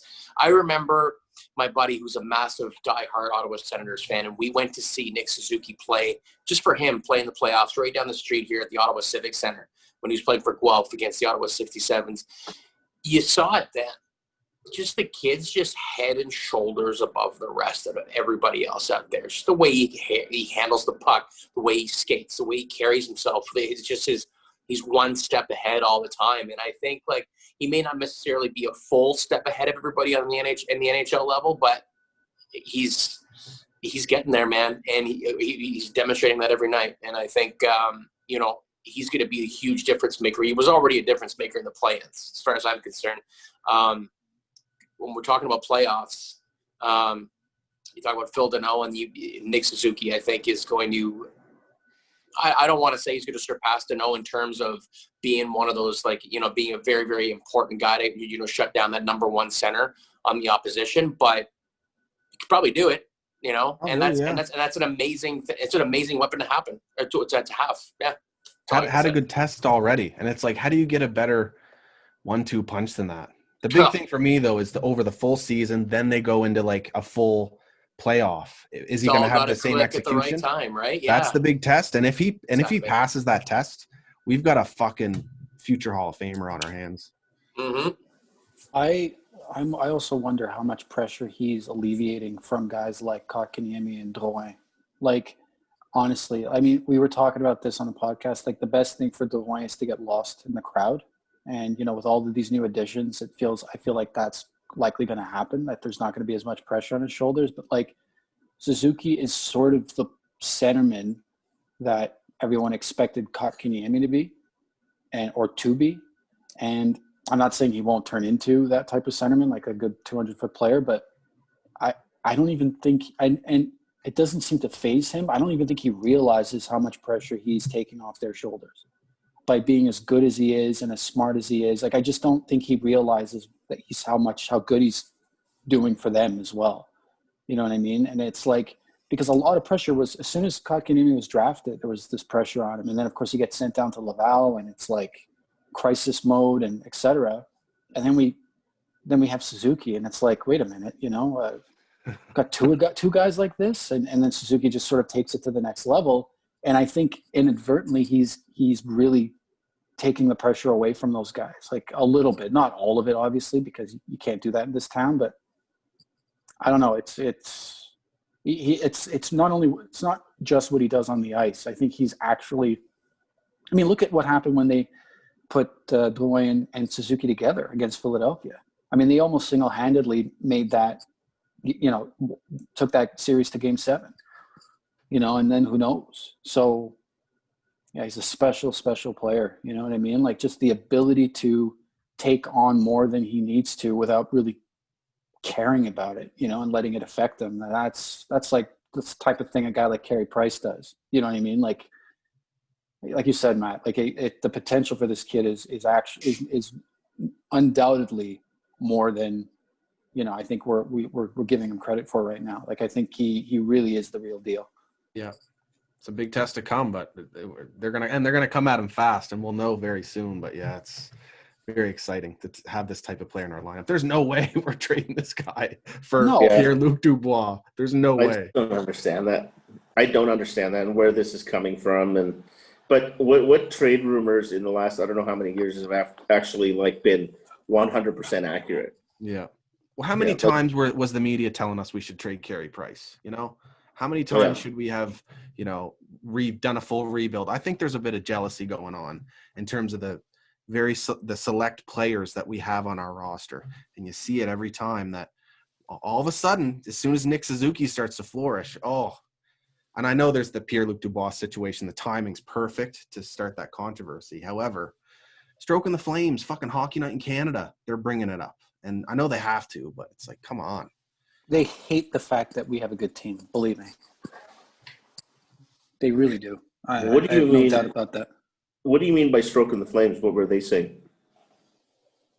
So Ron McLean, to start that segment, it was the Pierre-Luc Dubois segment. You got to talk about it. So they start it with, I think he said, are the Montreal Canadiens going to trade Kotkaniemi or Suzuki for Pierre-Luc Dubois? Let's hear what the insiders have. Now, I will give it to Elliot Friedman and Chris Johnson. They shut it down right away, only in terms of saying that it's not going to get done anytime soon. It'll probably happen later. They didn't really say that, no, the Habs aren't looking to trade these guys. I don't know if they don't know that or not, but I don't know. Come on. That'd be like them coming out and saying, oh, Mitch Marner had 90 points last season.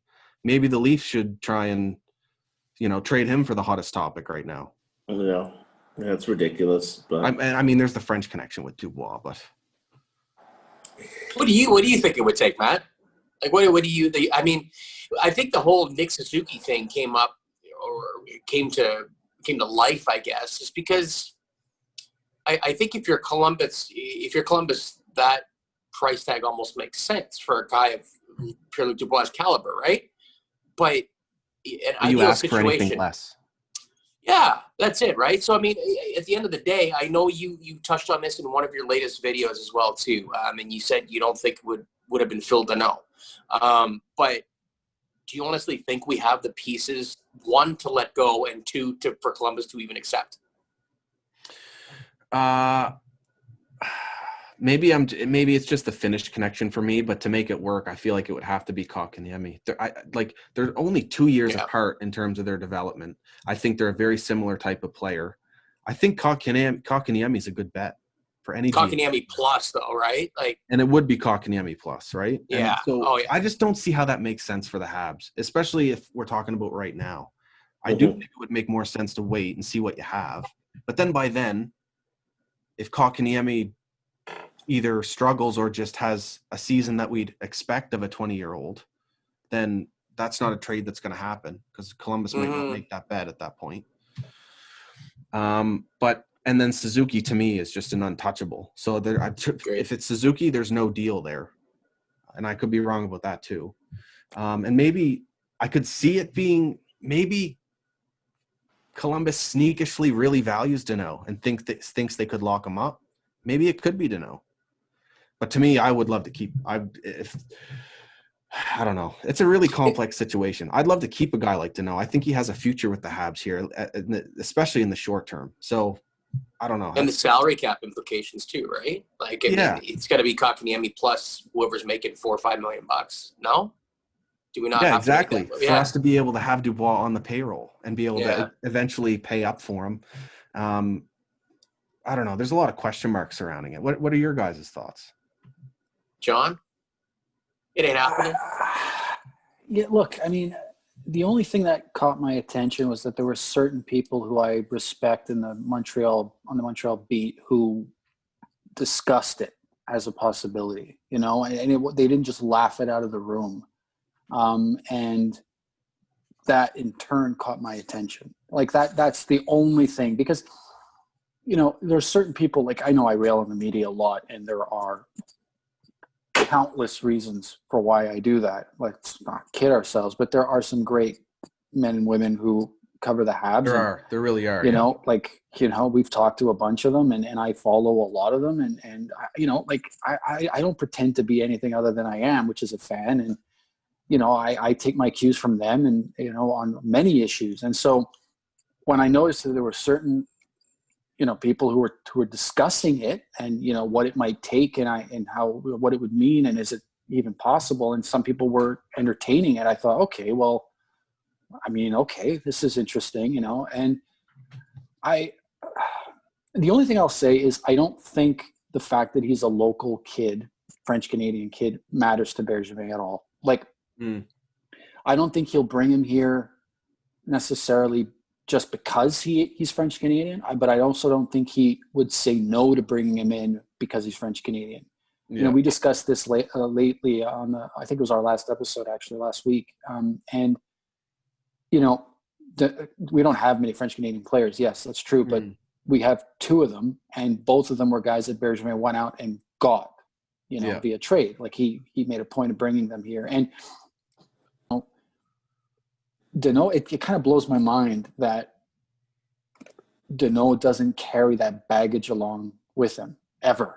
Like, has there ever been a hint, a whiff of the fact that, you know, he's a local guy? That no, like, it never. And yeah, like, frankly, partly I'm sure that's due to the fact that he's become such a great player, like, for sure, you know what I mean? But his expectations coming in were really low too, in comparison to that too. Absolutely, yeah. And you know, so, but it didn't stop Bergevin from making either of those deals. So, like, I if he can do it, he'll do it. Is basically trade Suzuki though. No, not a chance. Like, no, absolutely not. And I like, to Mike's point, I think the Habs have enough assets to get it done without trading Suzuki. Exactly. We have so many strong pieces and so many other assets behind that Marc Bergevin can just say, like, you guys are the ones looking to trade him. So don't come at me telling me what to give you. I'm in control here. Like, I'm the one with 14 picks. I'm the one with one of the best prospect pools in the league. I'm the one with young roster players. So let's no, exactly. The Blue Jacket, Mike, you were saying to me that the the Blue Jackets have no leverage. You know what I mean? Like, they just are very little, you know, not as much as people think, you know, and yeah. And I'll just the one player, that's all they got. And that he wants out. That's right. Strange, isn't it? Yeah. Yeah, I don't know. I mean, they just, Columbus just has, like Matt said, just that one asset, right? And it's it's a situation where there seems to be a need to get him out of town, or there a want to get him out of town. And I don't know. I think it's going to be. It already is a messy situation for Columbus. I think anybody. Well, just talk about the Montreal Canadiens here. I mean, it's going to get tough in order to kind of pull that trigger and make that trade. It's going to get it's. I don't know. I can't see it happening. I just really can't see it happening. And like Matt mentioned before, Kotkaniemi seems to be the one that makes the most sense because, like I said, they're within the same age range, you know, similar style of player. But again, the salary cap implications for Montreal. What else is leaving? What else? You know, is it going to be a three-way deal? Then you have to start talking about other things other than just Kotkaniemi. You know, I don't know. It's weird. It's weird. I don't know. Doesn't make sense to me. Doesn't add up. I don't even think they would trade Kotkaniemi. I mean, this is developments from the last time we recorded our podcast. But I honestly don't even think they would trade Kotkaniemi. Why go pick up a guy with, what is it, $3 million? When you can probably sign Kotkaniemi for about $2 million, given the number of points that he's put up so far, coming off of his first RFA status. Like, in that comes up right away. I don't think Marc Bergevin, you know, we have a cap issue right now. We've created this cap issue that everybody was so longing for, you know, and we got to be careful with, and we don't know what Kotkaniemi's ceiling is. We really don't. Last point before I give it to you, John, is this, that I 100% guarantee this is not going to happen during the regular season if it happens at all. And the other thing that I wanted to say was, I think this is going to end up being a 1-for-1 player deal. And it's not going to be the Montreal Canadiens, because I honestly think that somehow, some way, Columbus is going to want to fix that hole that they've created by giving away their number one center. Or I don't know if he's their number one center, maybe two, but they're creating a hole by doing so. And unless they have somebody in their prospect pool to cover for that, which it's pretty hard to replace a Pierre-Luc Dubois, they need somebody else in there. Is it Patrick Laine, who is having troubles out in, or not having troubles, but there's trade rumors running out in Winnipeg for, I don't know, 2 years now about him. But a 1-for-1 player deal for a guy like Pierre-Luc Dubois and Patrick Laine seems to make sense to me. But who knows what's going to happen? I honestly don't think he's coming to Montreal, which is going to lead to, why didn't you trade for him? What, bitching about Marc Bergevin not making the deal. And this is how it always happens, people shitting on him for the deal that he didn't make, and they think everything they have set in their mind because it was written on Twitter and everywhere else that, it was a rumor for so long and it doesn't happen.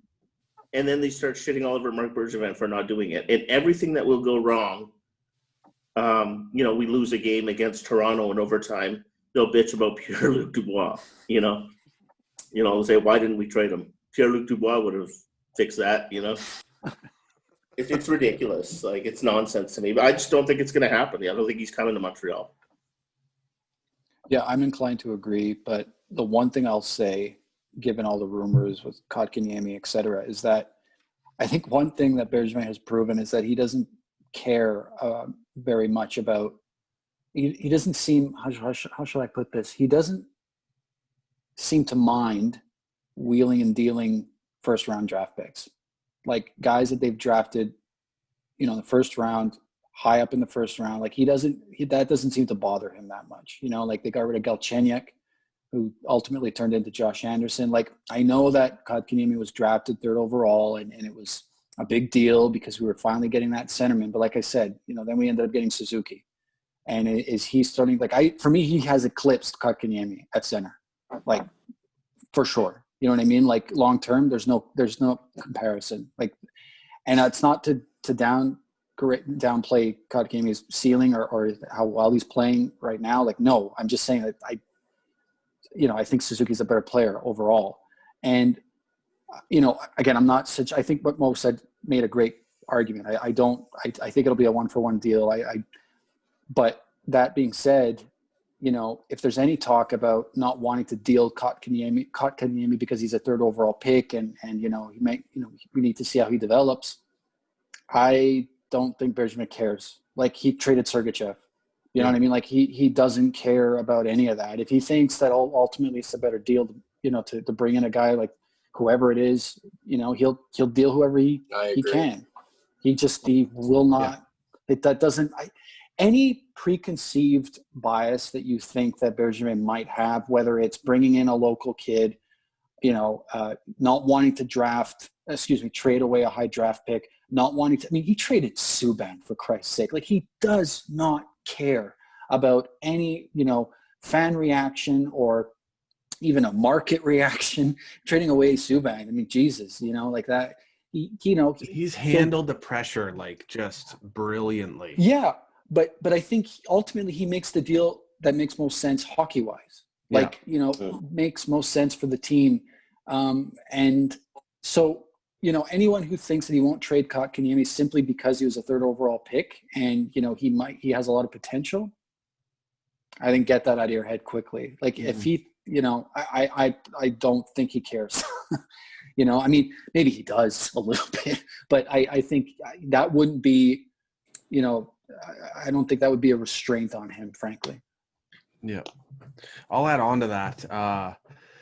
And I love that you bring it up too, because, and switching gears a little bit, but to me, like Caufield has been, whether it's in a Dubois trade, probably not, but just in general, Caufield to me is the type of player that I think Bergevin might trade if the deal's right. Now, if it's not like he's going to be looking to do it, but if something comes to him, I don't know. But why? Because I agree, but I have a theory, but I want to know what you think. Why do you think that is? I mean, he committed to Tyler Toffoli. He could still commit to Thomas Tatar. I mean, Anderson committed to Anderson, and he's committed to Gallagher. Where's Caufield going to fit as a small, unproven sniper? We might be in that trade. We might be giving up a very valuable prospect, but I trust Marc Bergevin to get a fucking fantastic return. So you said the last point you made in particular is why I think you're right. It's the uncertainty. Like he's always saying that, and I think he's telling us again. He's once again telling us exactly what he's thinking. He trades are made usually when a player is not necessarily working out for us. You have a player that's not necessarily working out for you. Let's see if we can do a deal. And I'm not saying Caufield's not working out, but there's uncertainty. There was uncertainty with Sergachev, right? Yeah. Like that's why he made the deal, because they didn't know how. No one really knew how he was going to pan out because he was a prospect. I think Caufield's in the same boat. I think it's 100%. Like he's clearly a sniper, but is he going to make it in the NHL? Like a lot of people think he will. Like Craig Button, for instance, thinks he's the real deal, but maybe some people don't. Who knows? Yeah. Right. So I agree. I think it's in part because of that. Going back to what you said a lot earlier too here, why do other GMs pick up the phone when he's calling? He's given up some good players in trades. Fair enough. Yeah. He might get the return every time too, but he's given up some good players on the way. Yeah. I think he's and you got to think that he's got they talk about Shea Weber, Carey Price having a presence to them. I feel like Marc Bergevin's the type of guy that has a big presence. You see how his mannerisms and his behavior at the GM meetings. He's got the respect of all his peers. So I just think guys like to talk to him, and he's a hockey guy, plain and simple. And where he has, even though his trade track record is fucking phenomenal, I feel like there is a select few other teams, like in the Sergachev deal, where the other team leaves feeling pretty good. Yeah, and for Subban sure. Nashville did get a bit out of Subban there, even though I feel like hindsight 2020 they might regret it. But yeah, so like if another team sees that value in Caufield and is willing to pay up, I could see him doing it. Mm-hmm. Yeah. I don't know. I honestly don't think Pierre-Luc Dubois is coming to Montreal. Sorry, dear viewers, but I don't see. I would see Marc Bergevin wanting to re-sign Philip Danault before he would go after a Pierre-Luc Dubois, and it's certainly not going to happen during the season. I mean, get your head out of that. And I think Columbus knew that, because they signed him to a 2-year contract, knowing that he wants to leave, but we need to keep him around, so we need to give him a 2-year contract, because chances are it's not going to happen until the offseason, Because if you're sending him to a Canadian team, you're losing him for 2 weeks, Yeah. So it's not going to happen during the season. It could happen in the U.S. I mean, it could happen next week to Los Angeles, perhaps, if Los Angeles has the pieces, or what other teams are in the mix, but I don't know. To me, it's just, how those rumors, who's the guy in Philadelphia, the defenseman that was supposed to be coming to Montreal a billion times? I can't remember his name off the top of my head, but you know who I'm talking about. Shane Gossespierre? Yeah. That's it. Gossespierre, something. Yeah. Ghost. He's been in Montreal for 2 years. I was like, nobody's got their finger on the pulse, The trades that we see Marc Bergevin make, nobody has headway on it. Yeah. Maybe the one where we picked up Scandella, because there was a guy from Buffalo that had an inside scoop on that one. Tuned in. But nobody from Montreal had the inside scoop on it. Yeah. So we I can love say that you bring Connor up Danault. McDavid. What's that? Sorry, I was going to say I just love that you bring up Danault, because go with what you know. I mean, look at what Danault's done. He's entering Selke talks in his true prime is beginning. He's been in Selke talk for 2 years. This guy has a lot of that hockey left in him. He's there.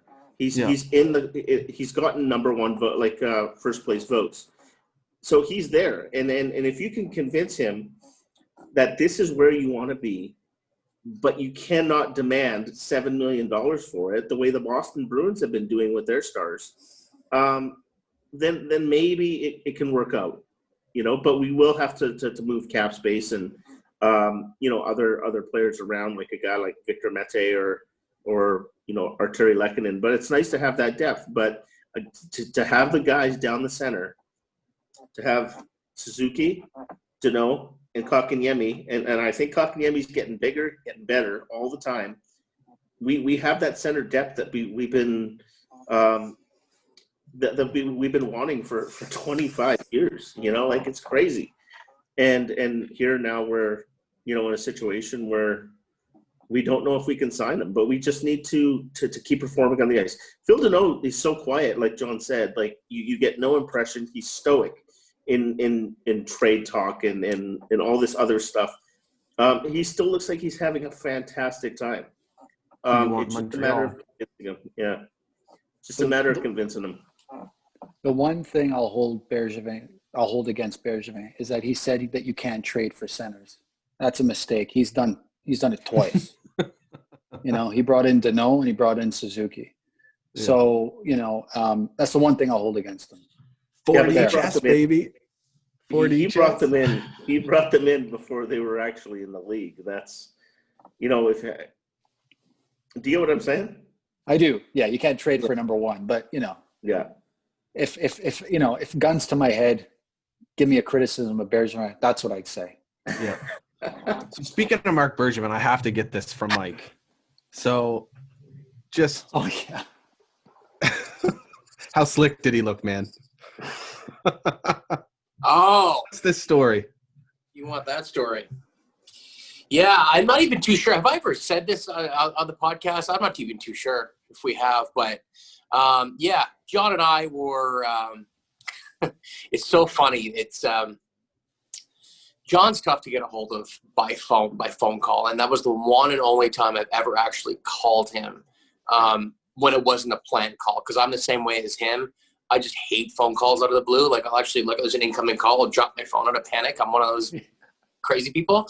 I like text and all that kind of stuff, but the only time I ever called John was that particular day, and he and I were actually going to meet up. It was opening night of last year against Detroit. Yeah, it was against the Detroit Red Wings.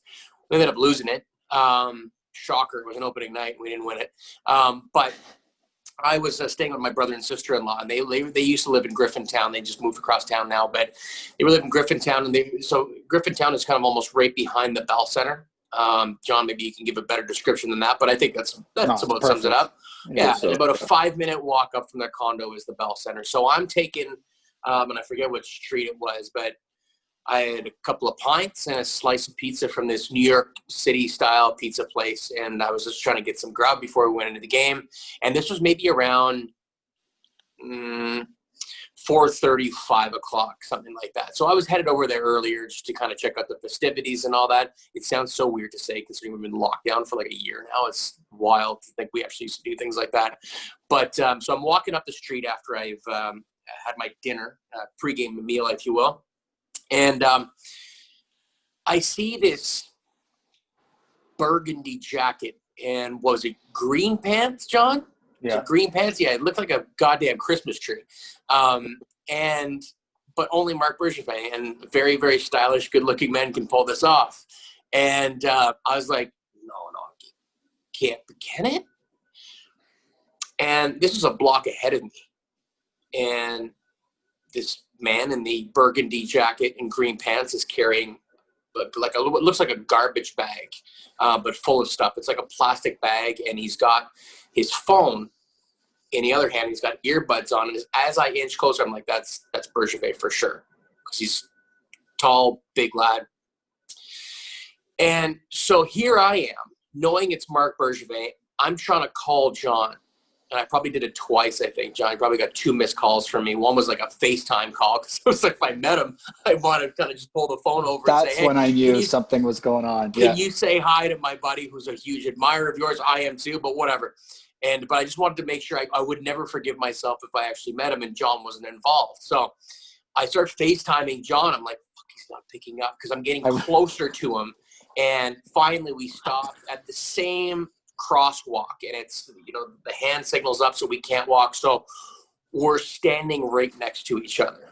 Hearts I'm pounding. kind of and I notice he's watching something on his phone with his earbuds in and carrying that bag, like I said.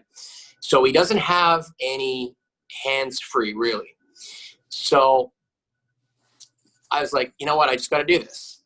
So as we're walking, the little walkie man to cross the road pops up on the light. So we start crossing together. I'm not going to ask him in the middle of the street. So I wait till we get on the other sidewalk. And this is kind of about 2 blocks away from the Bell Center at this point. And I tap him lightly on the shoulder and no response. Still kind of dialed into the phone. But I'm also thinking, I'm like, oh man, I wonder if he just like ignores people and this and that. So I'm like, I would never forgive myself if I had this opportunity and I told John about it and I didn't take it. So I tap him one more time, just in the shoulder, but just right here.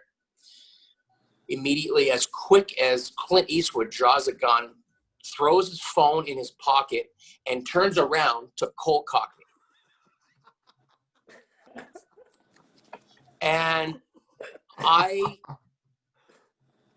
after a little piss rolled down my leg, I cracked a smile.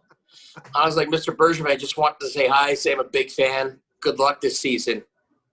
And he goes, oh, geez, and he starts laughing. And he's like, thanks, man. And he gives me a handshake, and we go our separate ways. But meanwhile, we actually have to walk another 2 blocks together. So I kind of just stand back and let him go, and just to not make it awkward. But the story that I would have taken to the podcast if he had turned around and clocked me, I always told John I would get up and say, Mr. Bergevin, can I have another? And that's kind of that's my Marc Bergevin story. That I don't know, John, am I forgetting anything? Because Nothing at all. Yeah, I really wish that you had been there instead of me, but because I almost got knocked out clearly. But yeah, that's my Marc Bergevin story. And apparently my brother-in-law sees him all the time at the grocery store around Griffintown, or he used to anyway. But yeah, Griffintown either is or was Marc Bergevin territory. So wow. That's my story. He's a St. Henry guy, which is right beside Griffintown. They had that on 24CH where he goes for a jog every morning. Oh, is that right? In St. Henry. So okay. It's interesting. What doesn't surprise me, he probably walks to work. Exactly. Yeah. And he's walking to the arena on opening night. So this was right after, I guess this was, what year was this? So this was last year, right, John? Yeah. How did we do the year before? That was the year. That was the season, I think, that we barely missed the playoffs. It was the beginning of that season? I think so. 18-19. Okay, so the year prior to that was terrible for us. Yeah. So the only conclusion I came up with as to why I almost got slugged in the face is perhaps he's got some assholes out there that are also on their way to the game that just, have bothered him in the past before. So anyways, I obviously have long forgiven Marc Bergevin for almost cold cocking me, but nonetheless, it always makes for a great story. Yeah. That's awesome. That is incredible. Oh my God. It's almost like you almost wanted him to fucking just like I said, I would have peeled myself up off the ground, not fought back, and asked for another. You got the right side, now do the left. Yeah. He seems like such a cool guy, though. Yeah, 100%. His reaction afterwards and everything. When he started laughing, and he's like, "Oh shit," and I think, yeah, that's exactly what he said. "Oh shit, man. Okay, cool. Thanks, man. Sorry about that." And then started walking away. I'm like, What I love as well about that story, Mike, is that he's probably wearing like $5,000 worth of clothing, and he's holding a plastic bag. There was a couple of jerseys in there. I'm pretty sure there was a couple of jerseys in there. He's probably getting them signed or something like that for some friends and family, or so. I don't know what, but I think there was a couple of jerseys in there that is probably a niece or nephew or something like that. He's like, "Here, Uncle Mark, just take this to the game." It's a fucking garbage bag. Yeah. And if that was 18-19, that was like probably a few months after that golf tournament photo when he's just absolutely Yoked. Yeah. Oh yeah. Yeah. And that V shape in the old back of his, that's for sure. That's how I recognize. I was like, Man, those lats look familiar. fuck. Jesus. One of a kind for sure. So boys, all-time favorite Montreal Canadian. If you have to pick one. And I know that's nearly impossible to do, but why don't we start with Mike? Oh, jeez. Put him on the spot. Okay. Well, just one. It would be very easy for me to say, and I've said this a couple of times as well, too, because of the podcast. It would be very easy to see. I don't know if anybody can look over my shoulder. His all-star jerseys there, Sheldon Surrey. That era of the Montreal Canadiens really, I was just getting out of my, like, teenage years when I was always going out with friends and doing stupid shit and discovering girls and all that kind of stuff. And that really kind of, I went to see some games with my dad, and specifically in the playoffs as well too. And that really bonded us. And that Sheldon Surrey was my guy at that point. It would be very easy to say Sheldon Surrey, but I can't. I'm going to go all the way back to the beginning, and I'm talking like street hockey beginning, where I was just, a little chump, and I begged my folks for my birthday, for Christmas, I forget which one it was. I asked my grandparents on one side for for some pads. I asked my grandparents on the other side for a mask, and I asked my parents for a jersey, and it was all Patrick Watman.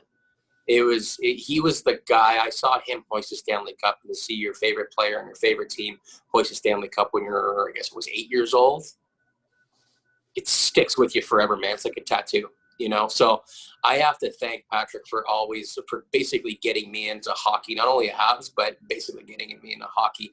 And beyond street hockey, I was never interested in goalies. John can verify that for you. I'm just not interested in goalies at all. But Patrick was just like the man for my generation anyway. I guess we're kind of all cut from the same generation, so I'm not speaking for the three of you, but Patrick's my guy. John? I'm not going to pretend that, like, I could name Belleville, Lafleur, Richard. Like, I could, of course, but I'm 35 years old. Like, come on, like I've seen replays. I know what they mean to the franchise, but as a fan, I mean, really, I haven't really been, as Mike said, like when the Habs won the cup, I was 7 years old, 8 years old. I mean, I don't remember it that much, again, like it's a shame, but I just don't, and so I relate to players that I remember, number one, and two, that I've been through a lot with, if that makes any sense, as a fan, right? And I think the player that I feel that attachment to the most is Carey Price. There's a lot I love about him, and I think one thing that sports these days sorely lacks is sort of loyalty to a team, and it's just really nice to know that he's committed to this team, and that I don't know. I mean, he's turned, like, obviously, as is often the case with a lot of young players in Montreal. Like, they start out and it's a little rough at times, and then they get into some stuff that again, I'm sure we've all done, some more than others at a certain point in their lives. But like, he's just become such a leader, like, just a genuinely good guy, and he's still at the peak of his performance, right? Like, we saw it in the play-in and in the playoff series against Philadelphia. I mean, a lot, we only hear good things about him, right? In terms of his leadership ability, and how great would it be for him to win the cup? And the fact is, he has immortalized himself with the Montreal Canadiens without winning a cup. I mean, think about that. He has, I think it was Gord Miller who said on a show a few years ago, he basically asked a rhetorical question to the host that he was with. He said, is there any doubt that number 31 is going to be retired? and it was unanimous. Like everyone said, well, no, of course it will. Like, and that's crazy. Like, it's crazy to think about. He hasn't won a cup, and yet it's a unanimous. Like he's he's broken every record there is essentially. I mean, I think he's missing one or two, but like it's just it's incredible what he's done for this organization. And I just think that to have lived through in my adult years that I can, so I can remember them, to have been able to live through a player of that caliber for the team that I support, that means more to me than anything, because, like people who like our dads or, uncles or people we know, like they remember guys that played in the 70s, and you know what I mean? Like, and for them that's who they're tied to. Well, that's why I'm tied to Carey Price in that way. You know what I mean? So it has to be Carey Price for sure. Yeah. I love the loyalty factor too. Like, how many opportunities has he had to leave now? I think 2 in UFA years. Twice. And the last one was during his toughest period with the Montreal Canadiens. Yeah. Still chose to stay. And it took a lunch from Jeff Molson. Like, you probably bought him barbecue, and he's like, all right, sure. It's just that, I don't know. I just think it's the coolest thing. And like that, I appreciate that more than anything. Like, he doesn't have to win a cup. Like, it'd be great if he did. And I've already gone on record as saying, the chances of that happening are pretty slim, but I could care less. You know what I mean? I just want him to retire a Hab. That's it. Yeah. Oh my God. Fantastic answer. Mo. John puts up a pretty compelling argument there, but but I'm a little bit older. I grew up with,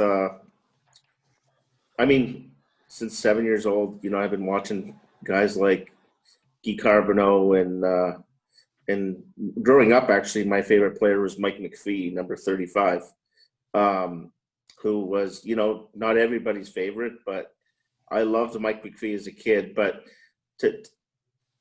the guy that I always remember, God, Guy Carbonneau was great. I loved Guy Carbonneau as well. But the guy that I always remember and will take to the grave with me, and the main reason why I was able to see 2 Stanley Cups in my lifetime, I got to agree with Mike. It's Patrick Roy. And I hate to give the same answer, but I mean, if you didn't see him, you wouldn't believe some of the saves that he was making in these playoff runs, unless you saw it. Like, you would literally have to see it. He was outstanding. He put up with a lot of shit in Montreal, and to the point that you would wonder why anyone would go through that. And then finally, Mario Tremblay was the straw that broke the camel's back with him. So I think he was very loyal. I'm so happy that he's made amends with the franchise. I hate, we love Marc Bergevin and everything. Something tells me Patrick Roy will be involved with the franchise one day again. Me too. I don't know if it's going to be in a GM capacity, but somehow, some way, he's going to be involved with the Canadiens again. But I have to agree with Mike. I mean, growing up as a kid, if I was playing goal, I was Patrick Roy. If I was, if I was a forward, I was Mike McPhee. But Patrick Roy is the reason why I became a fan. And yeah, I mean, he was all-time favorite, one of the all-time greats. I love it too. Like, we've got 2 Price, and then we ended the Carey Price segment on loyalty, and of course Raw with the 2 cups, loyal to Montreal. But interesting to see Carey Price stick with it, like, and deal with similar, maybe not as difficult expectations in terms of what the Habs were going through at the time. They were the underdog, but Carey Price dealing with what he has been impressive. Can I just say one thing real quick, guys? Just to what Mo said about Mario Tremblay and the Patrick Roy and Carey Price comparisons, I almost wonder, and I've said this before, I think, on the podcast, so this will be familiar to Mike and Mo, but I almost wonder, and I have nothing to back this up other than the few instances that we saw, on the ice and so forth. I almost wonder if Marc Bergevin was wasn't willing to allow for the same potential, of that dynamic recreating itself between Michel Therrien and Carey Price. You know, like there was that game against San Jose, I think, where he let in 4 goals and he was finally pulled and he shot. We don't know for a fact, but it certainly looked like Carey Price gave Michel Therrien just the death glare, right? And a lot of people at the time said that Michel Therrien wasn't long for this world at that precise moment. And then there was all sorts of talk about Andrew Shaw and what happened there, and that Carey Price stood up for him at the time. And again, believe what you want, but it's just interesting. The timing was interesting. And, you know, if Marc Bergevin stepped in at that moment to diffuse what could have potentially become another Mario Tremblay versus Patrick Roy type situation, then kudos to him. Like, I don't know. I'm honestly, I'm not saying I have anything to back this up other than what I just gave you, but it's just, you know, player first, right? And I think that's Bergevin's MO, like to a T.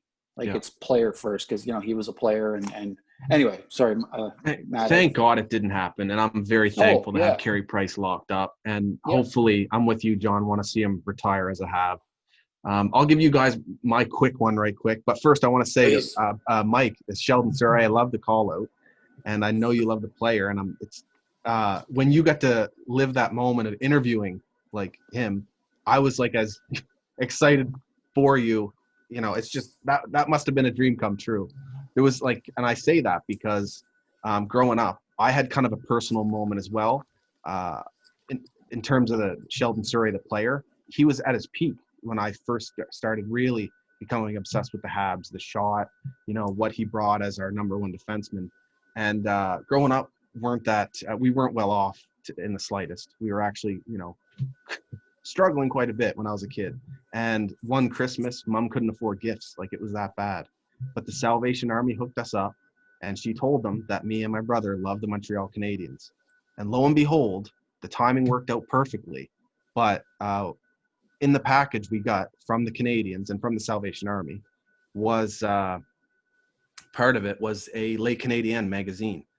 And that issue, it was Sheldon Surrey on the cover. Like, it was just like, where he's painting his face. I think so. Yeah. Yeah, man. Yeah. So that's super awesome. Cool.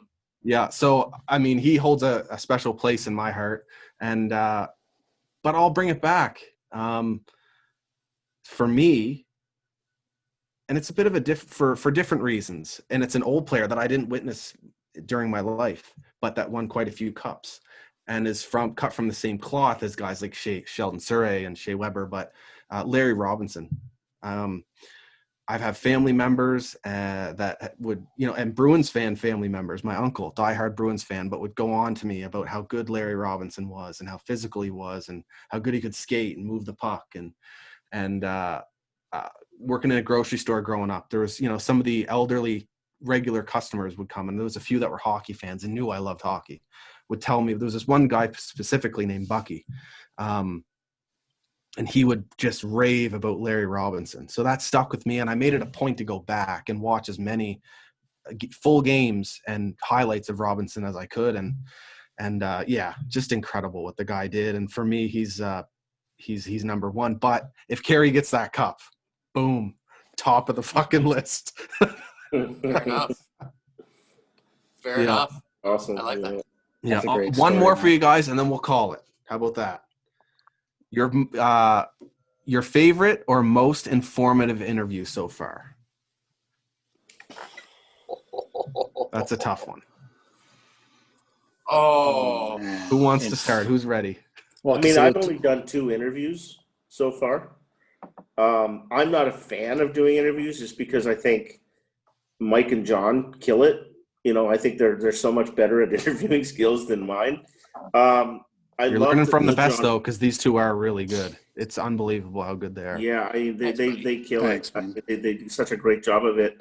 And I'm more of a shoot the shit kind of guy. And sometimes I think I, you know, interrupt people and stuff like that. So, you know, for me, I've interviewed John Liu, and then also from McGill University.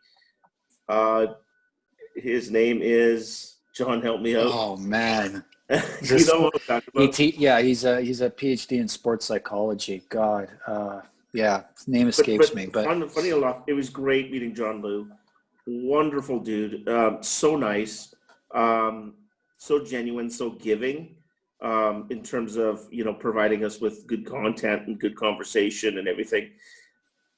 And believe it or not, my favorite interview though was the sports psychologist, Dr. Gordon Bloom, from McGill University, who was talking about sports psychology, and that whole interview came about from me and John had been talking about the guys on the team struggling and everything, and he had just come up with a scientific answer as to why not why, but what certain athletes may go through in those situations. And I love the details, and it sort of helps me understand in a different way what an athlete thinks. And I think it was such an interesting conversation. I sort of lost myself into it, like I sort of nerded out and geeked out and was sort of totally into it. But I mean, I loved John Liu. John Liu was amazing, But in terms of my favorite interview, it had to be Gordon Bloom, who was also my first. So you never forget your first. Well, I think I'll go next because I want the podcast creator to go last. So I'm going to let Mike. God. Yeah, he's gonna end it. But still don't have my answer either. I'd be hard pressed to pick one. I mean, informative and favorite, like in terms of informative, every conversation we've had with Craig Button has been informative. Like whether it's his analysis of the game, of prospects, but also what he brings as a past executive. Like I think on the podcast, we're executive heavy. Like we talk about Marc Bergevin a lot, obviously, and the management side of things. And the fact that he has lived through that experience and also happens to have nothing but good things to say about Marc Bergevin, it's like perfect storm, baby. Yeah. So it's always been a pleasure to talk to him. I broke my rule to listen to that one right as soon as it popped. Oh no, I mean he's always a blast. In terms of favorite though, like if I, one that I always, Brian Giunta, when we had him on, I always remember it because it was kind of chilling, the hairs on the back of your neck standing up, that we were talking to the captain of the team that almost made it to the cup final. Like kind of insane. Like it was just that, I mean, every interview we've done I've had that sensation, like for sure. But that was early on after I joined up with Mike, and it was just, and he couldn't have been nicer and more down to earth. And he's telling us what was going through their minds. Like, what? Like this, we should be hearing this. Like this, we're just two fans. Like this doesn't make any sense. This is so inappropriate. Like we should not be privy to any of this. And yet he's telling us everything. And it was just like, he's talking about Carey and about all the guys on the team. And I'm just like, what? Like, where am I? What the hell is this? And that has always stuck with me, always. So yeah, those are my, if I had to pick, sorry, if I'm going to separate the two, I'm going to pick those two. It's a good answer, and I'm going to dovetail it off of the the informative section of this question, and I'm also going to say Craig Button as well too. Not only informative, but just a gentleman, and treats us with such respect. And every single time we've had him on, it was 4 times we've spoken to him for the podcast, I think, and he's amazing for all the reasons you stated, John. I couldn't have said it any better. Oh. My favorite now. It's so tough. It really, really is. I really, really want to say when Nate Thompson got back to me and there was an active member of the Montreal Canadiens that wanted to come on, and then we ended up getting Dale Weise, who was also another active member of the Montreal Canadiens. But Matt, you kind of spoiled the party here a little bit, buddy. I'm going to go all the way back to John and I's first chat with Sheldon Surrey. And what led up to that, there was some missed calls and some missed texts and stuff like that.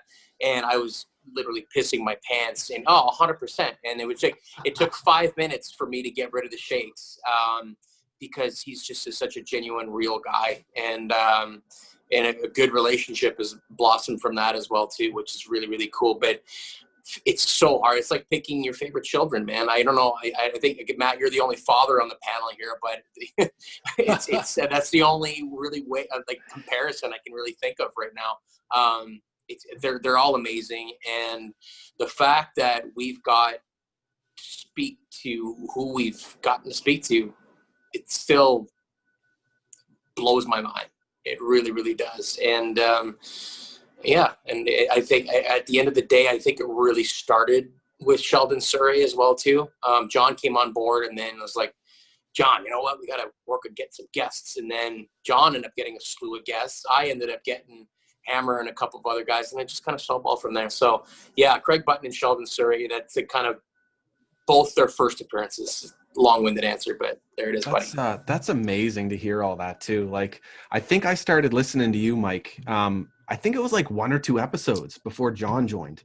So then I was right with you when you had the Sheldon Surrey interview. And I remember, I think you I might be wrong, but I think you preempted the interview with a kind of an intro that suggested you were an insanely huge fan of him.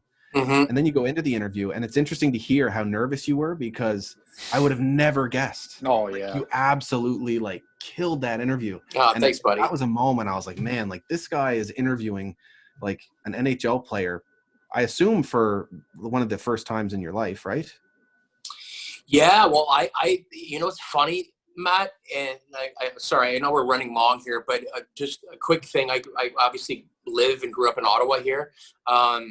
Have gotten to know several NHL players through friends of friends, like Marty Havlat, Brian McGrattan, a couple of other, Claude Giroux, upper echelon guys too, and nicest guys, but they're just as full of shit as I am. But for some reason, when it's your favorite player, when you were a little bit younger, it just hits a little bit different, man. Yeah. And the aura of Sheldon Surrey, at one point he was Mr. Hollywood, and he's got a Derek Jeter-esque resume when it comes to the ladies and all that kind of stuff. You know what I mean? And he was he was an absolute stud in Montreal, right? So it just hit a little bit different for me. So, but I appreciate the compliment, man. I was definitely shitting my pants a little bit there for sure. But I give one other person credit, and that was Johnny, leaving a lot of pressure from me in that interview, because he asked half the questions. And truth be told, little secret behind the scenes stuff here, sometimes we have text going on while we're doing these interviews, and because sometimes we go off script, or the guest goes off script, and we're like, oh fuck, what do we do now, or whatever. We've gotten used to it now we just run interviews like it's nothing. But you guys had that from the get-go. The chemistry is very impressive.